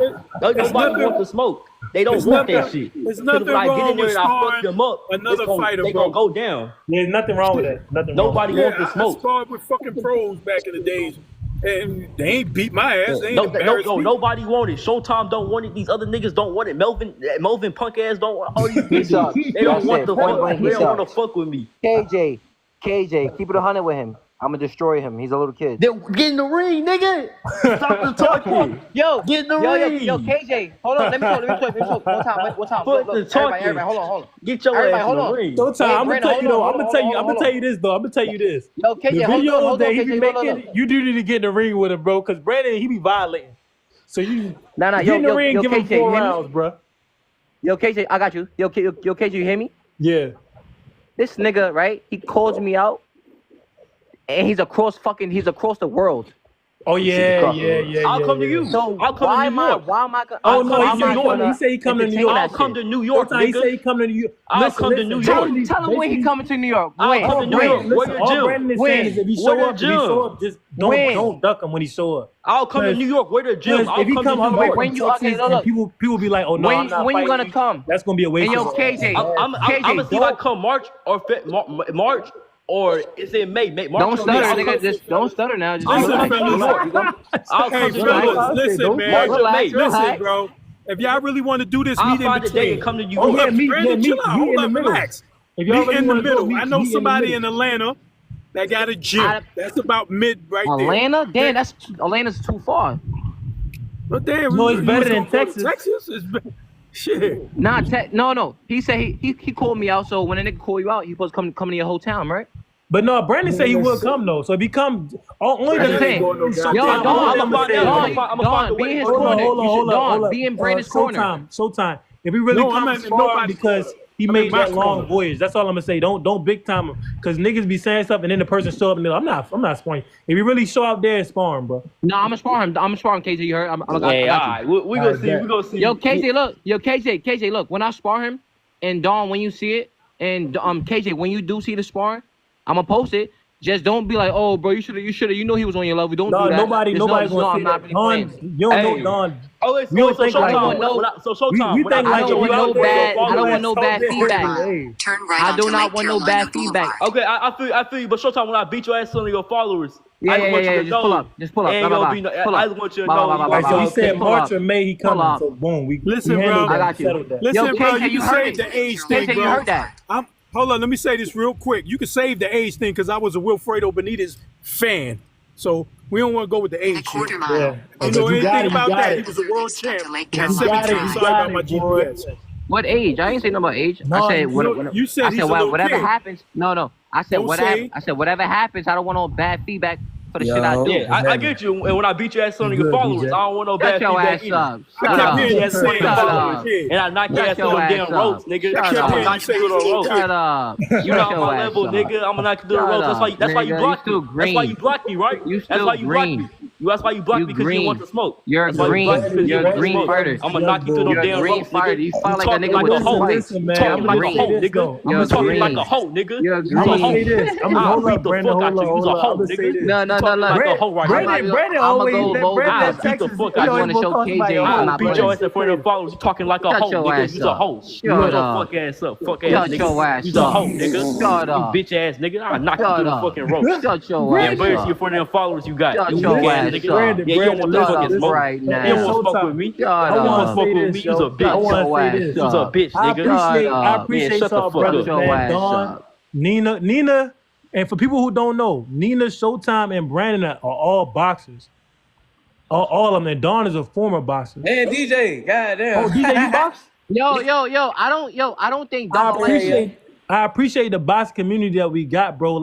Like we out here really trying to go out here and really. That's a fact. And that's why I love I don't these think lives, Don like bro. me. I think Don got something against me. What? No, Don ain't thinking about your ass. Don. I don't know, cause like every time I say something, he like, like so. Bro, I don't even know you. What are you talking about? Don, no, Don from the old. No, cause every time I say something, it's always I just made a point because you kept saying he's a little kid. So I said, you said when I whip his ass, don't say X, Y, and Z. And I was like, it's just a generational gap, yo. Don from a different generation. I'm gonna tell you what it is, though. Showtime. And I don't give a fuck about age. Yeah, Don don't care about was that. a world champ at 17 years old. That's what I was trying to say, but my GPS kept cutting me off. Now check this out, bro. Check this out. It's just an age gap. You know why? Because Showtime is on the internet. We on the internet. We already know. Every time I see a Showtime video, it's haters in the comment section talking about, you fighting somebody that don't got no experience just because you're doing good. They do that. When after the last video I posted against somebody, why are you beating up on beginners? And that's just niggas just hating. Don, he don't really know about that. He from a whole different era. And he don't care about the age stuff. If you got it, you got it. If you don't, you don't. And he was just putting his point out. I'm an old man and I get hate. Motherfuckers talking about I'm 0-1. I ain't no fucking 0-1. I'm 1-0. As a pro, I'm 1-0. That's 0-1. But motherfuckers talk about me. I don't give a fuck. I'm just make my video on it because I'm trying to build up my followers. Yeah, Dog be cracking me up when you get on the motherfuckers. I let motherfuckers have it too. Yeah. But that's because Don was a real fighter. Fighters don't be, look, a lot of fighters, most of them short temper. Niggas ain't just gonna let you disrespect them. Yo, KJ, we gotta get some work. You heard KJ? Anytime, yo, come to, if you come to Maryland. I like that fight what you did with Antoine. Only thing that was he was out of shape, yo. If Antoine would have trained harder, I'd have had to fight even harder. He was out of shape than a motherfucker. I don't know what he do. You had to fight hard when you were with me, though. I ain't gonna lie. Oh no! Listen. Listen. I'm gonna tell you straight up though. Cause y'all, when I watch you, I like KJ for some reason. I like you. I ain't gonna lie, bro. No, I like you for some reason. I fuck with all of y'all, but I'm gonna tell you straight up. When I watch you and Zay, I don't know what weight class y'all look like. Y'all lighter, but even I fight at 154. I'm a pretty big dude, but I'm strong as shit. That's why people was talking about, oh, you spar Showtime, you spar this person. It's different with it, that size and that shit. That shit different, bro. You're not gonna hit me with none of that strong shit. All right. I'm gonna deflect all that strong shit. And you know what I'm saying? It's gonna be. All right, bro. Hey, bro. But look, I knew Showtime was gonna get up here. I knew he was gonna get into some shit with somebody. When you said you work at this every day, I like that, bro. But I'm the same type of nigga. And I'm out here. That's why I said I like you. That's why I said. The punishment that I put my body through, bro, nobody doing nothing to me. Ain't nobody beating on me, nothing. So you come from New York, let me know. You send me when you come up here. I'm in Maryland. We could get it on. If you want to record it, we record it. If you want to go live, we go live. However you want to do it. If you don't want to post it, we don't have to post it. If you want to post it, we can post it. I'm not that type. Now I don't give a fuck. I know what I put my body through every day. So if you come up here, after we get off this, DM me, bro. Huh? After this, just DM me. All right. Yeah, and New York is close. Just what gym you go to? 3-hour drive, baby. What's the gym? Yo, after I'm done beating KJ ass, I want Dawn. You're not gonna do. You're not beating nothing over here. I want Dawn, cause Dawn. I don't know. He give my pop vibe, so I gotta put him in his place. Hey, Showtime, what gym you go to? Nah. Let me say something. I got a nephew. He was a Dawn, I don't want your nephew. Hold up. Dawn, I do not want your nephew. I want to bring you. I got a nephew. Hold up. I got a nephew that's a New York Golden Glove finalist. He really won the fight, but they made him. He lost. I got him. That's who I put my. What's his name? What's his name? I know. His name is Devon. No, he's in jail right now, but he'll be home in a minute. His name is Devon Stevens. I got. So you want me to stop him once you get out of jail? You ain't gonna stop him. He gonna beat the shit out of you. I'm gonna stop his ass and send him right back in jail. Shit out of you. He is going to beat the shit out of you. Fuck out of him, I'm gonna come holler at you. Bro, he is going to beat the shit out of you. That sound very nice. I'm gonna be honest. I don't know if you don't got no weight, then you're not even gonna make it to him. You bring your ass to Maryland. If you don't got no weight on you, if you're not eating your Wheaties, I'm eating mad pancakes. I'm you're not eating your Wheaties, yo. You're not gonna make it to Dawn. You're not even gonna make it to Brandon. Yo, KJ, if you bring your ass to Maryland, mad pancakes. I'm down there. Out of all of the people, bro, I'm not the one with the call out and all of that. The punishment I put my body through. If you bring your little ass and you ain't wet behind the ears, you know what I mean? You don't got no weight on your bones, bro. You gonna be somebody to carry you back to New York. KJ, You seen everything. You know I'm wet behind the ears. Pause. Bro, I ain't see shit. Only time I see your videos when they You pop say up you on see the me. For You. The niggas I've been in there with, bro. Trust me, I got experience, gang. Bro, I understand all that. I'm saying the only time I see you when you pop up on my For You page, bro. I ain't checking for nobody. Yo, All look, I know is if you come I'm up eating here, pancakes and I'll be down there. if you come up here, bro, and you don't have no weight on your body, yo, make sure you got somebody to get your ass home. That's true. Make sure you got somebody. I'm not gonna that play heavyweight, you ain't pancakes, fucking Don. with me. Yo, Don. I'm not You worrying too about light Don. in the ass Don, for I'm me. not worrying about that. KJ, you got I'm worrying injuries about all like your that for me. page. KJ. Bro, I KJ. got my fights, KJI TV in action. The last fight I fought was against somebody that KJ, when your next fight? Showtime respect. Some dude named Dorm. I don't know. I never heard this nigga until I fought him. But Dorm supposedly supposed to be some good fighter. I beat him, and Showtime once spar with me. That's cool. But Dorm, I'm trying to watch something. Dorm I'm had trying the to weight. watch a fight. Yeah, Or it's some up there. Go sparring. on there. It's KJI TV in action. It's a whole tab. Dorm had the weight KJ, to deal with I them think punches. TikTok Bro, I don't know. took your tabs Showtime off. got the weight to deal with them punches, yo. And KJ, I Dorm, think go TikTok ask him. took your tabs Go off. ask him Yo, about that left KJ, how hand. much you think I weigh? How much you think I weigh? You look skinny, bro. You look like a lightweight. Okay, how much? You look like a How lightweight. much you like what? 135. The nigga 135. Yo, Don, how much you weigh? Man, y'all little niggas small as hell, man. Showtime? Don Man, is I'm 154. No, I'm 154. 225 pounds, man. Oh, I'm Everything I stopping the hit shit out drop. Everything I hit Not drops. me. Everything I hit drop, bro. I don't give a fuck if you was I a like pro. Don. I like Don. If you was a pro right now, if I hit you. Don, the staple of the fucking show. Don, I'm going pro. I'm going pro the 17th of this month. Do what you do. I fight in Nashville. I fight Tennessee. Oh, yeah. Do your thing, yo. Yes, sir. You already know that, KJ. Yo, KJ, when your next fight, gang? Bro, I'm ready to go back. I was sick. I had sinus infection. I had a fucking foot was bothering me. I was sick. I'm going back to the gym. You know what my next question is, right? Yo, wait, hey, KJ, you going pro soon? Yeah. I'm not doing. Only reason I was supposed to go pro in March, bro. My coach is on this shit. And that's why when I fought Anto, I was like, Coach, what you want? He said, I got somebody over 100 fights. I said, let's do it. I beat him. I'm like, okay, let's go pro. He's like, oh, like I don't know what's good with him. I had to talk to his ass, but coach don't understand like it's a difference between you coaching me, a person that go home and go on a 10-mile run, a 12-mile run, and then go do another 3 hours in the gym, and the other people that he coached that would just work out with him for 2 hours and go home and do whatever. So that's a fact. We don't do those. I ran 20 miles.